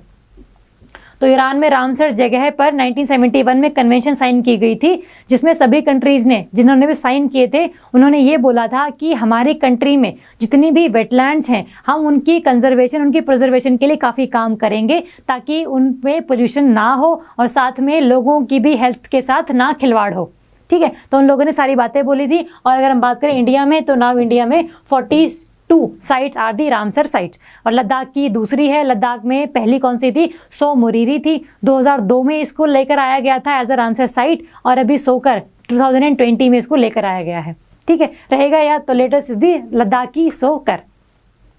नेक्स्ट है national consumer rights day, important है 24 दिसंबर। देखो मैंने जो बात बोली थी आपको कि आपको नेशनल ध्यान रखना है या फिर वर्ल्ड ध्यान रखना है, इसलिए बताया था क्योंकि जो नेशनल कंज्यूमर डे है वो मनाया जाता है 24 दिसंबर को, और जो आपका वर्ल्ड कंज्यूमर डे है वो मनाया जाता है 15 मार्च को, है ना। तो दोनों ही अलग अलग दिन मनाए जा रहे हैं, तो आपको इसलिए ध्यान रखना है कि कोई डे नेशनल पूछा गया है या इंटरनेशनल पूछा गया है।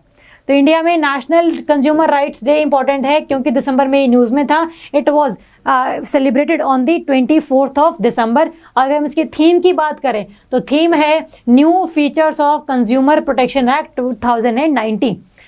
ये 24 दिसंबर को मनाया क्यों जाता है, क्योंकि इसी दिन 1986 में इंडिया ने अपना कंज्यूमर प्रोटेक्शन एक्ट 1986 में इसको हम लोगों ने इनैक्ट किया था, मतलब ये फोर्स में आ गया था। तो इसी एक्ट के अंदर अगर आपके साथ कोई हरासमेंट होती है कि भाई आपने कोई चीज़ खरीदी एज अ कंज्यूमर और वो ढंग से नहीं काम कर रही है, तो ये आपका राइट है कि आप उसको चेंज करवा दो, उसको रिप्लेस करवा दो, या उसके लिए आप अपना जो है दोबारा से पैसे वापस मांग लो, तो ये आपका राइट है। तो ये सब चीज़ें लिखी कहाँ पर है, ये सब चीज़ें लिखी है कंज्यूमर प्रोटेक्शन एक्ट 1986 में। और रिसेंटली अभी इस एक्ट को 86 वाले को इस एक्ट को अमेंड करके एक नया एक्ट लेकर आया गया है in the 2019 consumer protection act 2019, जिसमें कुछ चेंजेस किए गए हैं। वो चेंजेस जब थोड़ा सा न्यूज़ में रहेंगे तो उनको डिटेल में डिस्कस करेंगे, लेकिन अभी के लिए अगर आपको थीम याद रखनी हो इसकी, तो theme is the new features of consumer protection act 2019। मनाया कब जाता है, थीम क्या है और ये क्यों मनाया जाता है कि भाई इस दिन ऐसा क्या हुआ था कि इस दिन हम लोग नेशनल कंज्यूमर राइट्स डे मना रहे हैं। तो ये 3 चीज़ें हमें किसी भी डे के बारे में पता होनी चाहिए। और अगर हम वर्ल्ड कंज्यूमर राइट्स डे की बात करें तो that is celebrated on the 15th of March. ठीक बात है, रहेगा याद रखना ही है, नहीं भी रहे तो भी। नेक्स्ट है green national highway corridor project.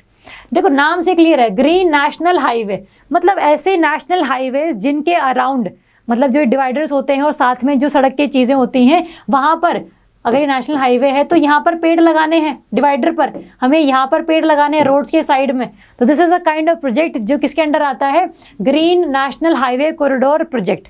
और ये न्यूज़ में क्यों था, क्योंकि रिसेंटली अभी वर्ल्ड बैंक ने $500 मिलियन का जो लोन है वो इंडिया को दिया है, ताकि ये अपने जितने भी ये हाईवेज हैं, कम से कम 783 किलोमीटर वाले टोटल मिला के ये लेंथ है। ये हाईवेज कहाँ पर हो सकते हैं, हिमाचल में, आंध्रा में, राजस्थान में और उत्तर प्रदेश में। ये 4 स्टेट ही आपने ध्यान रखने हैं, क्योंकि अभी इन 4 स्टेट्स में ही national green national highway corridor project को इम्प्लीमेंट करने की बात की गई है। तो आपको 4 स्टेट ध्यान रखने हैं, हिमाचल, उत्तर प्रदेश, आपका राजस्थान एंड आंध्र प्रदेश। तो इन 4 स्टेट्स में टोटल मिला के 783 किलोमीटर वाले जो टोटल मिला के हाईवेज हैं, इनके अराउंड हमें क्या करना है, हमें प्लांटेशन करनी है, हमें एफोरेस्टेशन करनी है, ताकि इंडिया में फॉरेस्ट कवर भी बढ़े, ट्री कवर भी बढ़े।